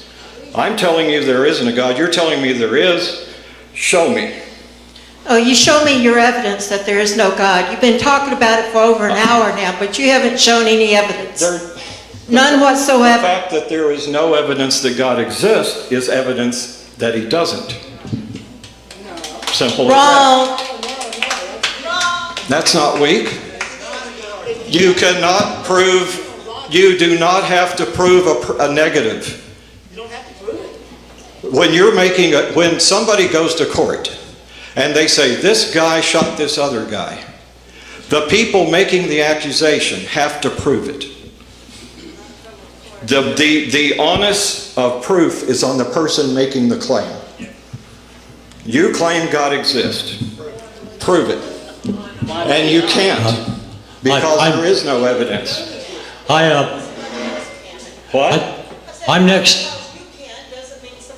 Well, if you've got proof, then why don't you share it with everyone, please? Okay, never mind. You know, when a person is buried out at the National Cemetery, they have a long list of all the religions, I guess, that they could think of. And they put an insignia on all of the markers for the graves. I have an uncle buried. And there's a marker for atheism. Really? Do you think you might want to look into that? Thank you. I'll keep that in mind. I didn't know that.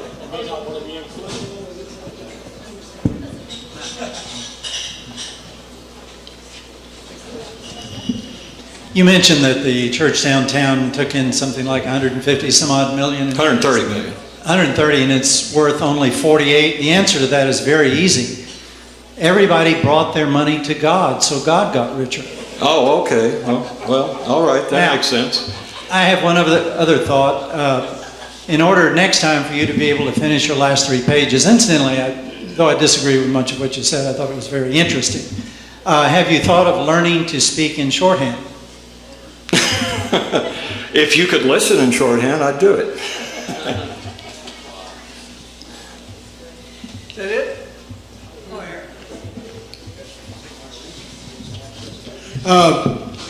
I guess my question is, you mentioned global warming, and you refer to a religious person, who the congressman or pastor or something like that. There are several congressmen and senators who are opposed to any efforts to combat global warming because they don't believe it's real. But you tied that into Christians are so stupid that they don't believe global warming, when there's thousands of scientists that are not Christians that don't believe global warming is real. It's a government tax scam now. It absolutely is. Okay, so the second thing is, okay, I want to introduce you all to another book.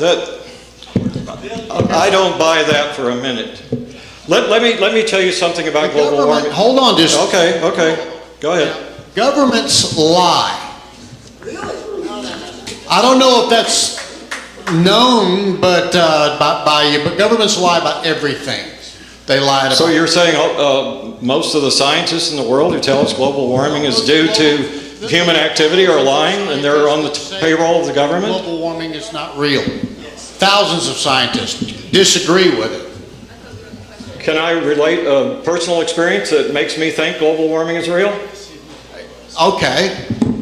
In 2005, I went over on a trip across the ocean to London, England.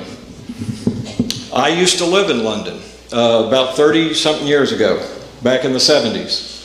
And I remember very well how miserable I was most of the time because it rained, it was cloudy, it was cold, even in the summertime. We had to put the heat on one time in August. And I used to get ecstatic if the sun would just come out for maybe half a day and the temperature might get up beyond the 70s. Okay, that's in the 70s. Fast forward to March 2005. I went to London, England, and I was there for 5 days, and I came home with a sunburn. And I have been back since, and I have friends and family who live there. And they report to me all the time that the temperatures are a lot warmer than they used to be, that they're suffering from the heat there. They never used to do that. And so I'm totally convinced global warming is a fact. Okay, well, getting a sunburn doesn't prove anything, but... well, I never got sunburned in London, even in the summertime in the past. So. Right, and the polar bears, they're saying polar bears can't swim now and all sorts of ridiculous stuff. So, okay, my second thing is, and then I'll shut up, you tied in 9/11 as a religious, 19 hijackers jumped on a plane, hijacked 4 planes. Mm-hmm. Okay, how many towers came down in New York City on 9/11? Well, there were the two big ones, and then several other buildings in the area were damaged too. So how did Osama bin Laden and those Islamic fundamentalist crazy people get controlled demolition charges in those towers? What do you mean controlled demolition charges? How did they get the controlled those were 3 controlled... If that's what you're calling the airplanes loaded with fuel, I guess they flew them into it. No, that was controlled demolition. Buildings 1, 2, and 7. 3 buildings came down at free fall speed. It's physically impossible. Scientifically impossible. Well, I'm sorry, I don't buy a lot of these conspiracies. Okay, as a matter of fact, here's some evidence by architects and engineers. Are you giving this to me? Yes, sir. Okay. To say bullshit to the official story. You don't believe that. This, by the way, I held this book up. I really want to recommend this book to a lot of people who come to these meetings. It's called Why People Believe Weird Things. It's by Michael Shermer. He doesn't, I don't think he specifically addresses 9/11, but he takes apart a lot of the strange things that people do believe in. You can't believe everything you read. That's absolutely true. I showed you that tonight. Yes? As an atheist, how would are you even familiar with the principle of quantum probability, which essentially, and the Heisenberg uncertainty principle, which both kind of lead to the concept that one can influence reality, influence the outcome of events just by thinking about it, just by being present. That seems to come out looking a little bit like the acts of God. So, do you, as an atheist, do you see that as a scientific principle, or do you see that as something supernatural?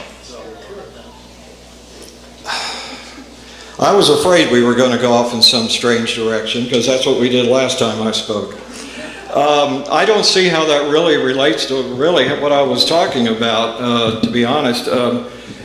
I'm not sure what realm I would put that in, but I will tell you this. I don't believe that there is any sort of supernatural world. There's only the natural world. And I don't see that how any God could be involved in anything like that.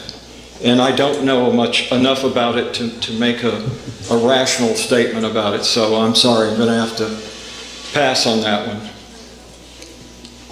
Running out of people. Yeah, now. Is it time for other people to talk? Yeah. Okay, sounds good. You get to sit down now. Thank you. I'm here.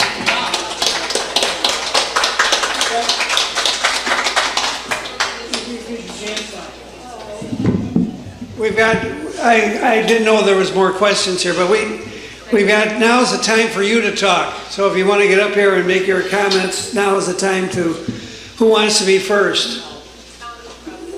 All right. You got 5 minutes.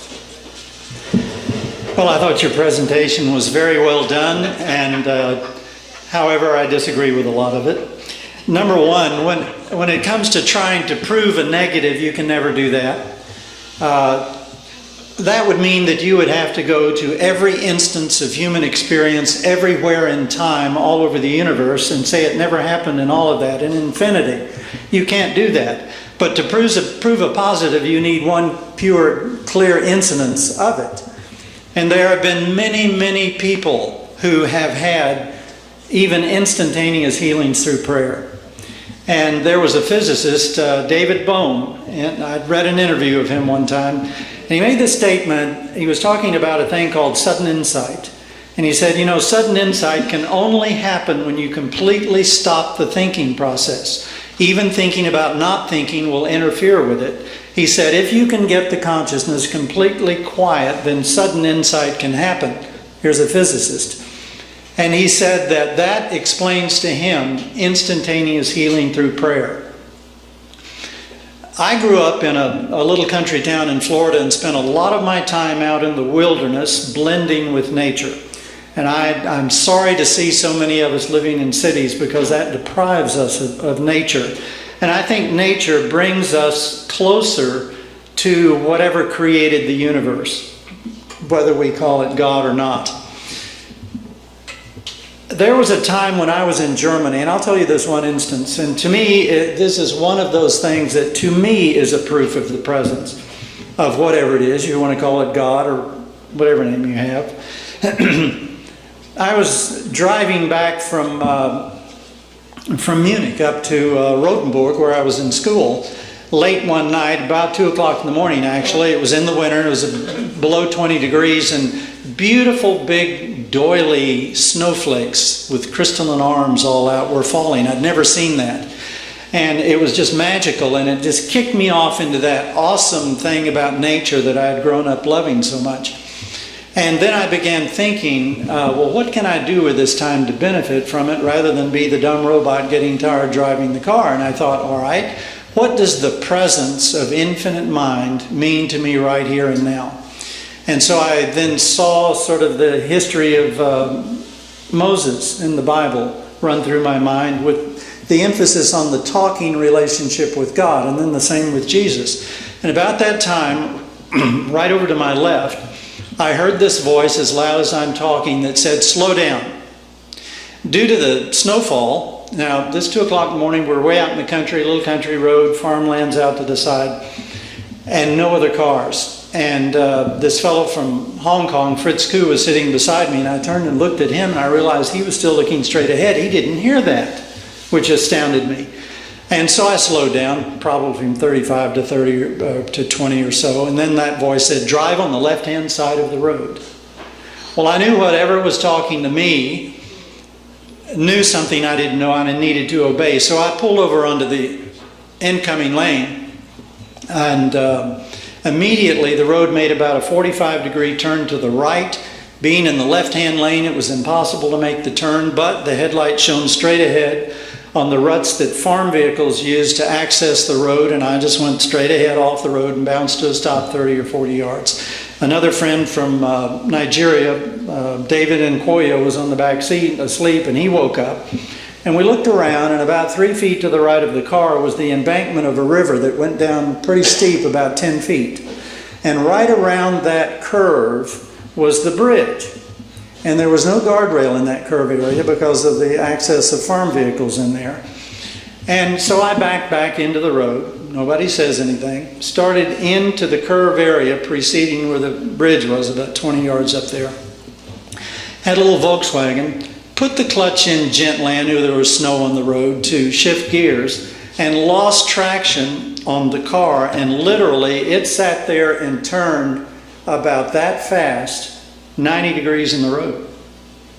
That entire turn area was solid ice. If we had gone into that water out in the country with the nearest farmhouse maybe 2 miles away and no cars at below 20 degrees, I wouldn't be talking to you tonight. And that's not the only incidence that to me proves the presence of a higher intelligence, if you want to call it that. Whatever it is divine love. And the whole basis of religion to me is love. And if you're not projecting and expressing love, you're not getting it. Well, I'm run out of time. So. Who's next? You're next? All right. You got 5 minutes. Well, this is kind of confessional testimonial here. I was raised an atheist by a Disciples of Christ minister father. I went through the Bay of Pigs nuclear scare there as a 10-year-old and contemplated the annihilation of all life on earth as an atheist. And it just really stuck in my mind. Atheism equals annihilation. There is nothing after that heart stops beating. I was not happy with that. I was really not happy with that. There was some kind of yearning in me. So about age 15, I ran into a Belgian lady who had some paranormal abilities, and she started schooling me in doing some paranormal things, and I was able to remotely create some results with witnesses at 15, and they're like, well, you're going to be the new Uri Geller. And I'm like, yeah, I really don't think so. Number one, I'm not even sure how the mechanism that's happened, but it's just not something I want to step into at all. Then this crazy friend said, you got to go to this Buddhist meeting. And it wasn't Buddhist, it was Hinduism. I got involved in yoga at that point. I'm still kind of quasi-atheist. I'm like, I need to vet this. I need to figure out whether this is real or not. There's this book, Autobiography of a Yogi, Self-Realization Fellowship. A lot of claims in that book. He's talking about traveling in India, meeting different people. I found out one of the people he visited was still alive.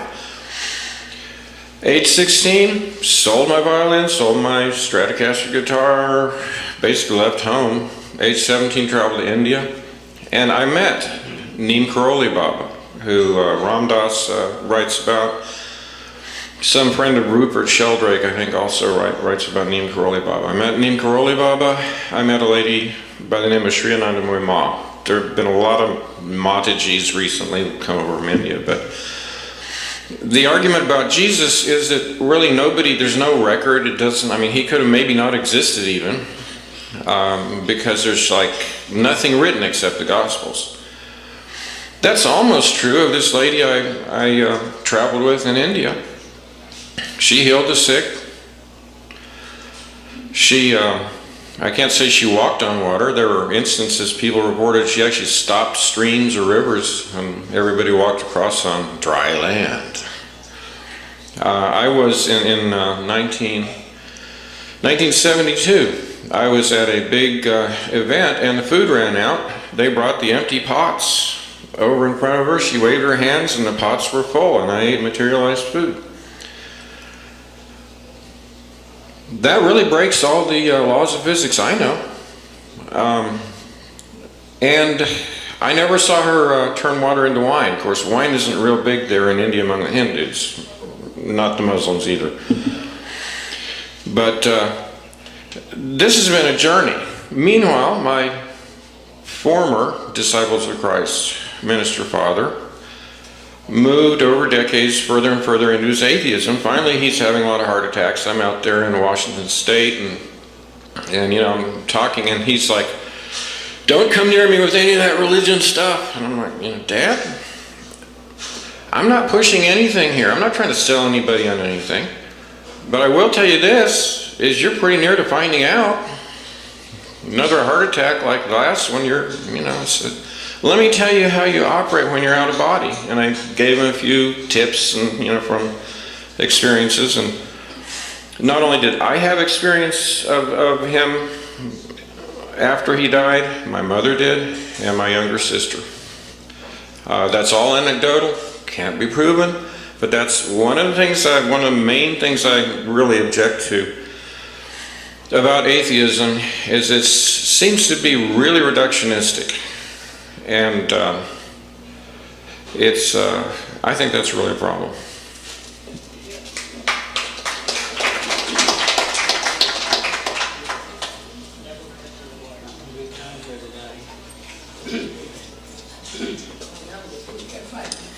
Okay, 5 minutes. First of all, most people think that Catholicism is the oldest religion, but it isn't. The Church of Jesus Christ is the oldest religion, the church that he built. And there is evidence of that in the archaeological finds in the Middle East. The oldest church in the entire world, the oldest church, underneath that church was another church built underground. And believe it or not, they had exactly 70 seats that were carved out of stone. That's real evidence. That's archaeological evidence that his church did exist. Now, the Catholic Church was the first. The church that Jesus created did not survive because all of the apostles were assassinated. Anybody that professed to be a Christian in those days was killed, beheaded, whatever.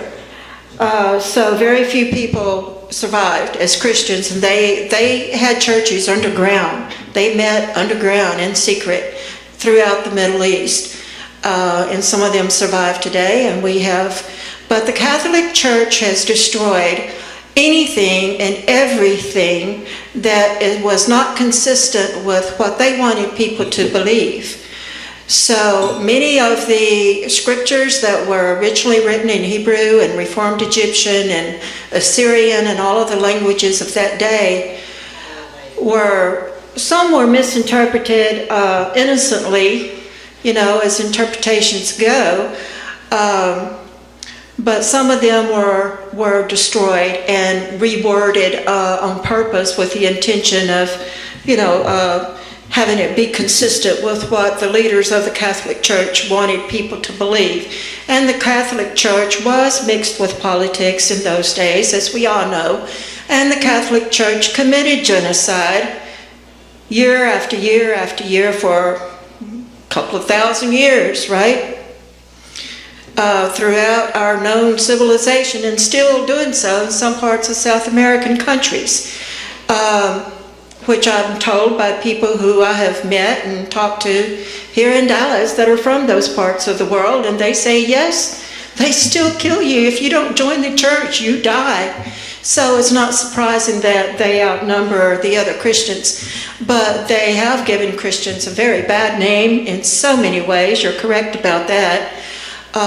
Particularly making the Middle Eastern people hate us being Christians, simply because the Roman Catholic Church created the Holy War and sent all of the knights down there to kill the infidels. That's where they learned that word, infidel. Now we're the infidels, according to them.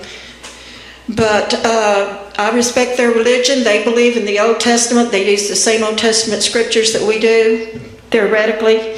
And as well as the Jewish people have the Old Testament. Is my time up already? Oh my goodness, that was quick. I didn't get to give you my testimony here about how I know that Heavenly Father exists.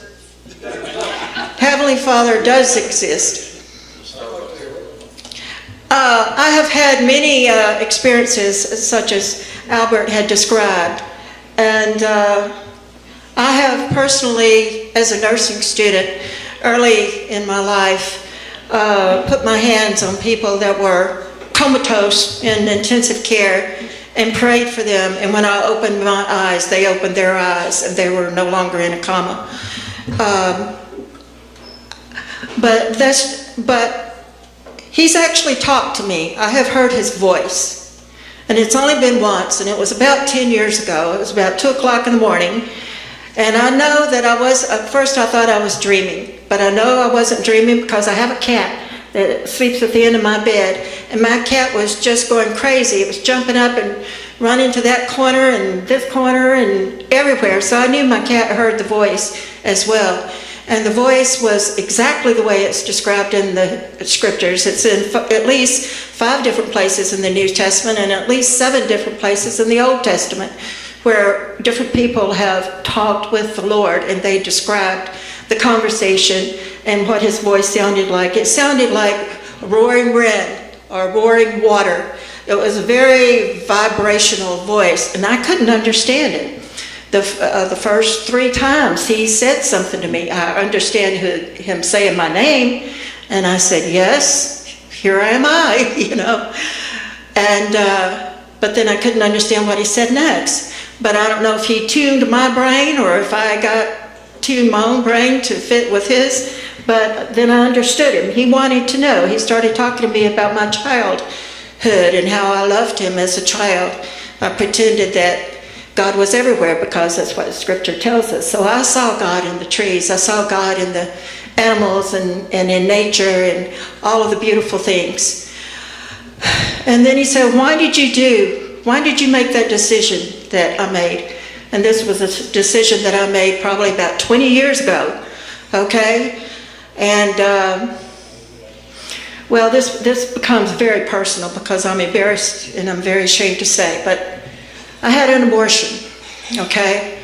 And I started crying and I said, I'm so sorry, I didn't want to do that. I just felt like I didn't have a choice because I already had a child and I knew that I would get fired from my job and then we would become homeless. And, you know, and he was quiet for a while and he asked me the same question again. Why did you do that? And so I went on and I was sobbing and crying and saying, because I saw no other way. That seemed to be the only option I had to survive. And he was quiet for a minute, and then he asked me the same question again. Why did you do that? It was like whatever I told him that wasn't acceptable. And I finally said, well, because my faith was not strong enough. And he was quiet for a long time, and then he told me, you are forgiven. And that is real, and that is evidence that God does exist.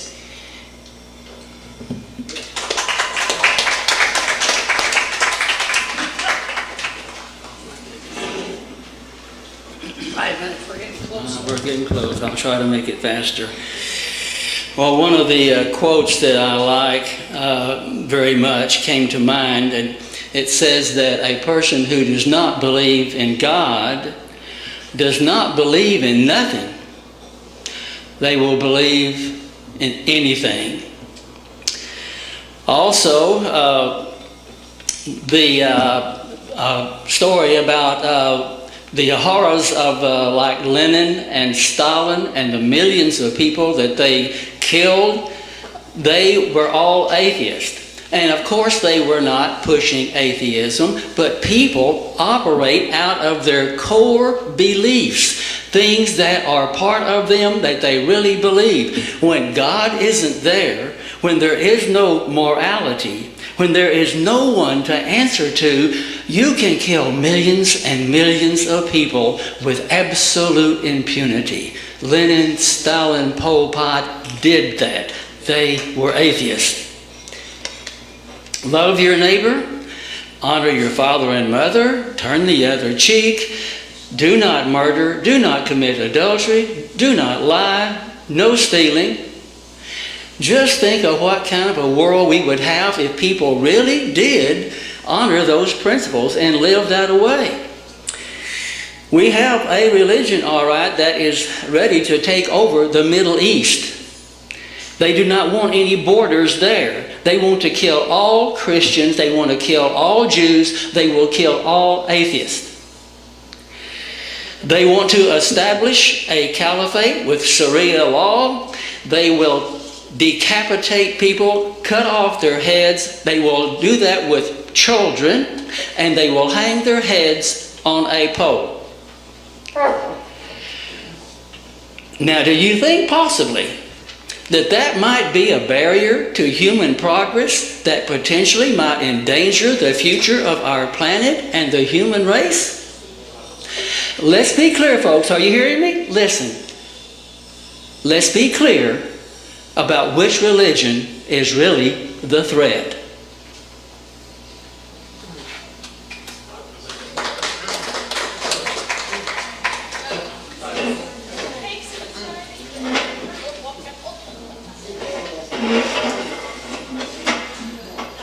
Well, as I've said here before, there's a vast difference between religion and Christianity. Most people in England many go to church and they seem to be pretty harmless. But when I came here, I discovered something very different. People that said, I talked to the man up there, they're as likely to cheat you as not. You know? So it seemed to me there was a sort of a different religion in this country. It had basically nothing to do with Christianity. It was something that was strange to me. But then I must go back to Tony Blair, who was a sort of a closet Christian. It turned out he was the biggest charlatan and liar we ever had. I mean, he created the dodgy dossier, which propelled us into prove to Bush that there was concealed weapons of mass destruction in Iraq. That turned out to be totally false. I mean, we had a commission that went there and didn't find any. But Bush believed it. In fact, he got up in the House of Parliament and he said, Britain can be struck in, I think it was 15 minutes by these weapons that Saddam Hussein has. It's total fabricated nonsense. Now, he was a true believer. Now, I mean, I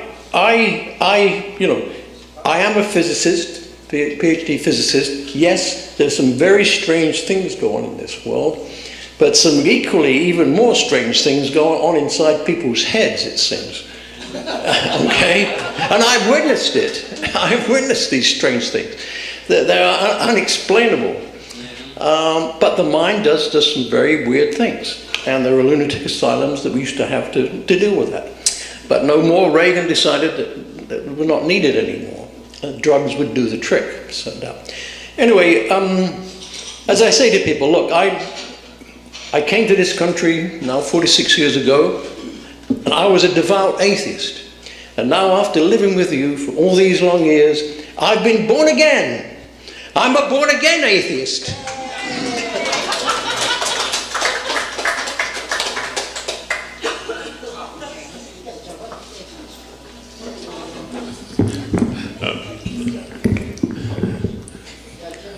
I'm a little reluctant to get involved in these religious discussions and atheists. Tonight is the first time I've actually saw someone who said it was an atheist, and so I defend people's right to believe and think, what they choose to, as long as it doesn't hurt anybody else. I agree with what the speaker said, that we shouldn't be coercive. Religion is coercive. It's not something you force people to do. It's something you try to convince people to do by the way you live your life. The Bible and the beliefs that we have, those of us who call ourselves Christians, there's a lot of holes for people to criticize it. But my take is religion is based on faith. You either believe it or you don't. And that's what you operate on. And I wasn't taught that by a theologian. I was taught that by my father. You believe in faith, and when they say if you pray and you want this mountain to move, I don't think that will happen. But I think you've got to have faith in order to believe. And if you want to go back and argue about whether Christ existed, you can find all kinds of reasons to do it. But you have to believe based on your faith, and that's how I see it. So if a person want to be an atheist, that's their prerogative. I don't, you can, there are plenty of points, as the speaker is showing, that you can argue with. But it's not so much the Bible or that create the confusion we have in the world today, and particularly in the United States. It's how people interpret the word. Too many people interpret the word to do what they want to do. And when they do that, they cause confusion. Too many people don't want to read and think for themselves. I think you have to read and think for yourself and not believe everything you hear. I haven't had any major revelation that individuals they've had, but I've had some experience that taught me that there's something one greater than I. And it wasn't, I've had experiences in my life that I didn't know how I was going to make the next day. Not because of illness, but because the food on my plate. And I was, a teacher. The teachers didn't earn much money. And whenever I thought I just gave up, something happened. And I was okay. And I've had that to happen 2 or 3 different times, but I kind of made a commitment to God. If He'd get me through this struggle, I would look after the rest of it. And that's what I've done throughout my life. But it's, you can argue with the Bible, but and I don't think everything in the Bible is what God spoke. But God taught in paradigms and metaphors. And if you read Psalms, it's full of poetry. There's other poetry in all other parts of the Bible. But for my thing, the Bible is a whole book. It deals with the good and the bad. Thank you.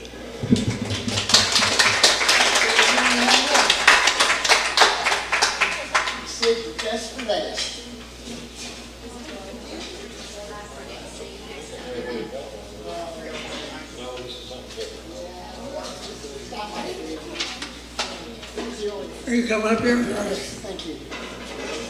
Allow me to quote from one of the dearly departed great spiritual leaders of our generation. You cannot petition the Lord with prayer. You cannot petition the Lord with prayer. Jim Morrison from the Doors. Remember him? Okay, I really wanted to talk tonight, Dr. Stephen, especially to you, because you represent a movement, and I think you were like shooting ducks in a barrel. Got the thing after about 5 minutes, and a lot of people agreed with you.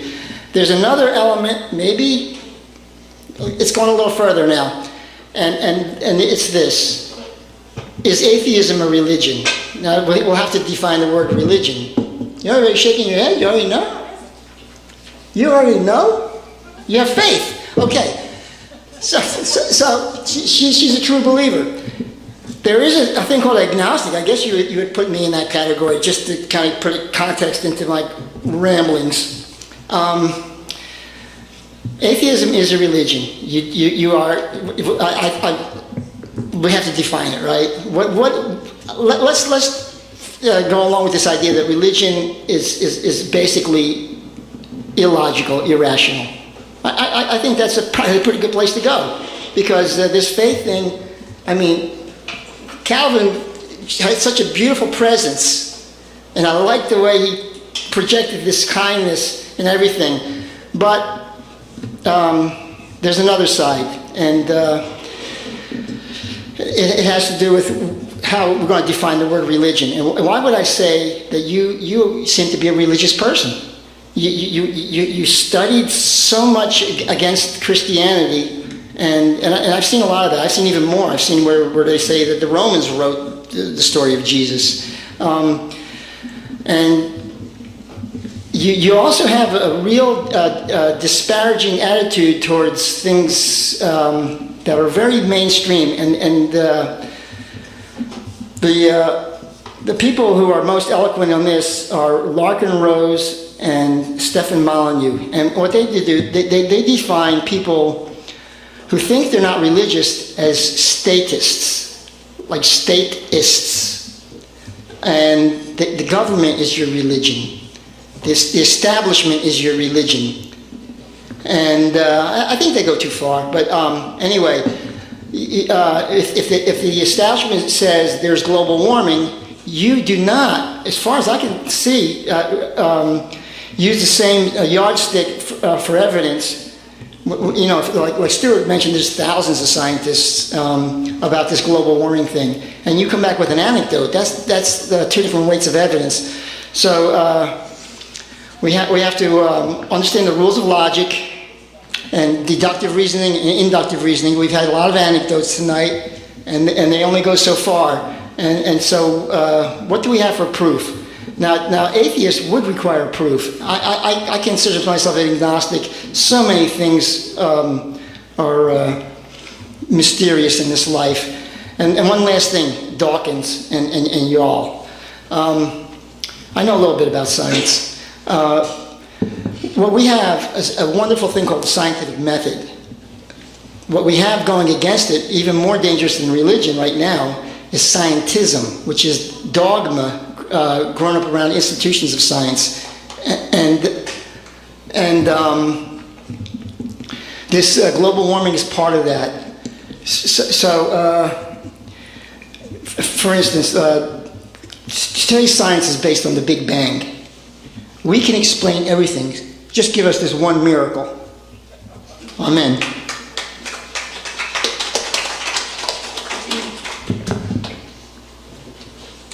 Come on up here. Oh, Joe, I'm sorry. I didn't know you had your hand up before.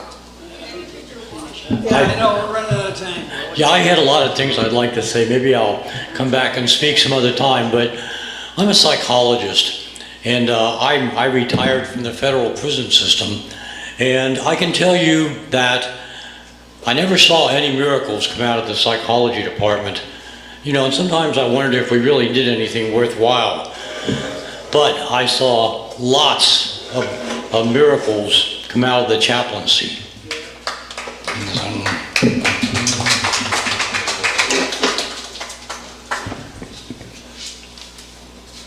Go ahead. I've never done this before in these meetings. First of all, I loved what you said. I had heard a lot of it before. I totally agree with you. Background, I was brought up Presbyterian in Durango, Colorado, only because some neighbors took their kids to Sunday school every Sunday. My parents stayed home. Except on Easter and Christmas, when my mother would drag my father to church, and at the end of it all, he would say, "Well, that was sure a bunch of hooey." And I repeat it every year. College, I took a philosophy and religion class from the chaplain at the University of Denver. Oddly enough, that started me on a search. I began church hopping, going different places, trying to figure out what I did believe in. In college, or after college, I moved to Chicago at one point, and I say I was a child of the 70s. And I began following a guru at one time. Went home for Christmas that year, and my mother gave me a present of a very large 3 or 4 inch cross with all kinds of stuff on it. And I was like, what am I supposed to do with this? And then I'm reading it, says we hang it on a Christmas tree. And I said, oh yeah, I can put it on a Christmas tree. She said, well, no, I got that for you to wear.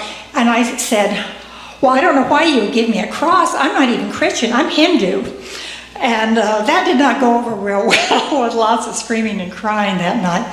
From there, I guess I progressed to being an agnostic. I now say I'm an atheist with living Buddhist principles, right livelihood, not being compassionate to all living things. And I have long said that if I ever needed any help, needed to trust in someone, I would pick an atheist, because they do it out of the goodness of their heart, not for some pie in the sky or some heaven in the future. We're running out of time. I think we're out of time. All right. I'm the last man standing, so I want to thank our speaker for being here tonight. They did a tremendous job. He brought us all. It brought a lot of thoughts out. Got a lot of people screaming different things, which is great.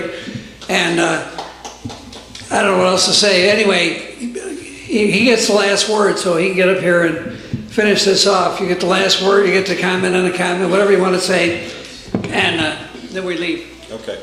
Well, since it's getting late and we don't have a lot of time, I'll keep it real brief. I was listening to all the different speakers who came up here after me, and you all spoke about so many different things that there just is no way I could address all of them. There is one that was, you mentioned, you said that atheism was religion. I couldn't disagree with you more. Atheism, as I said earlier, is simply an absence of belief. That's all it is. It's nothing more. It's not a set of beliefs.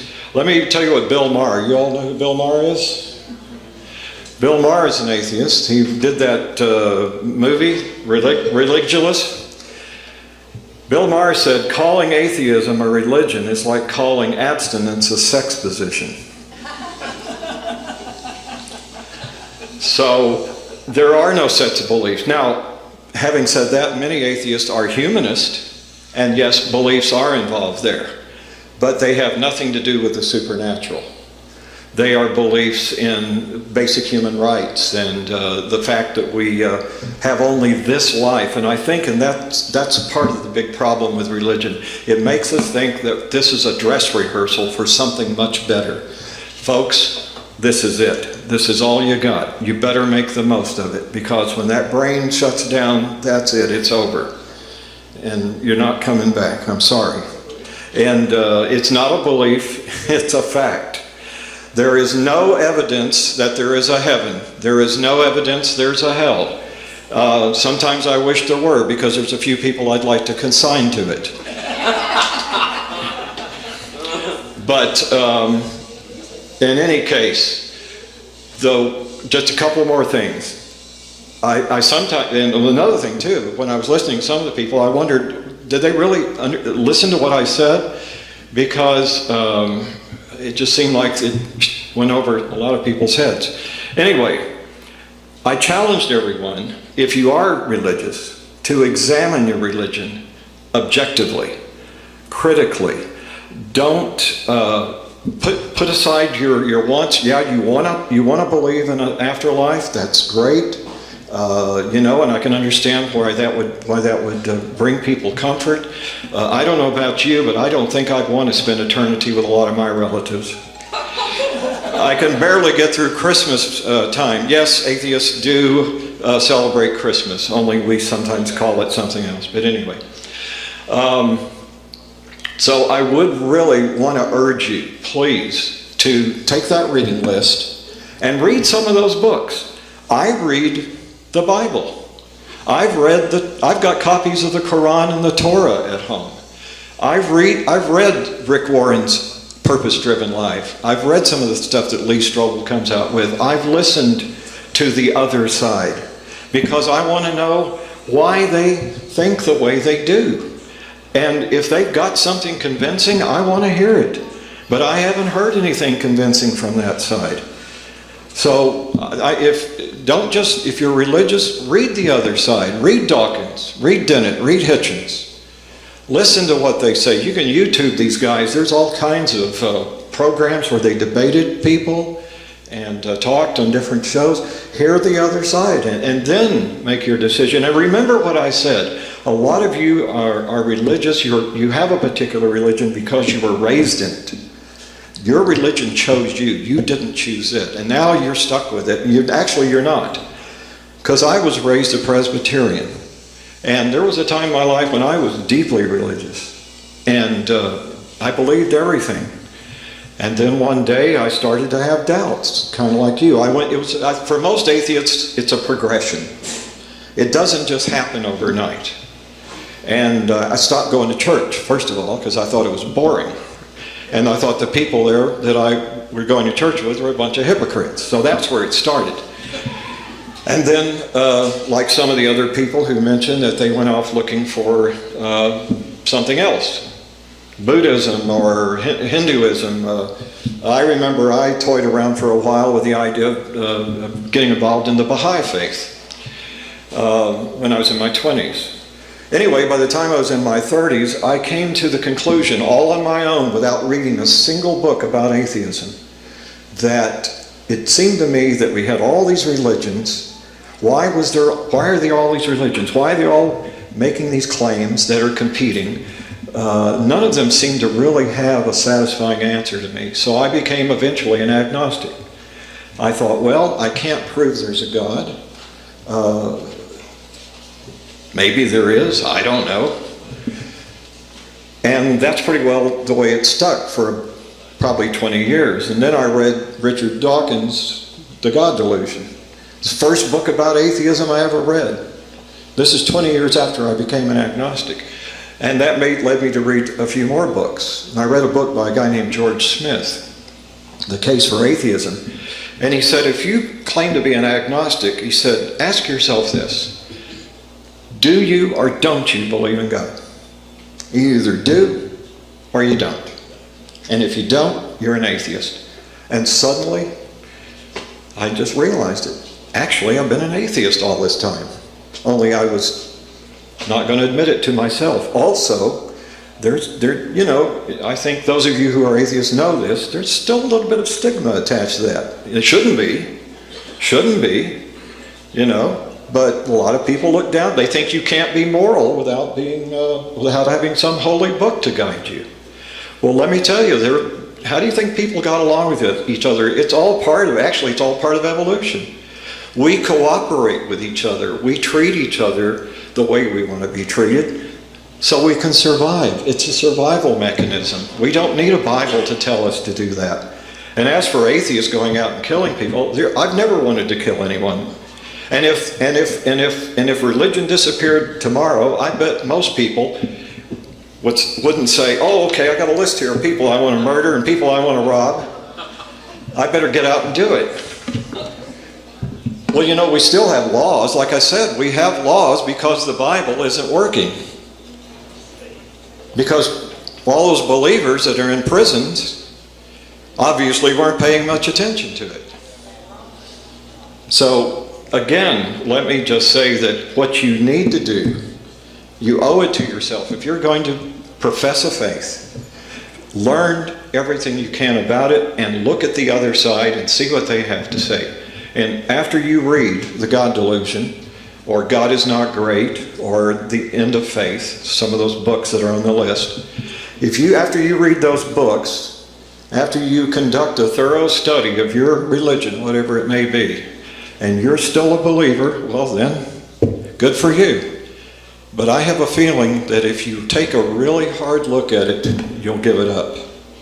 And you'll become one of the enlightened. Thank you. And I appreciate you having me here tonight. Thanks very much.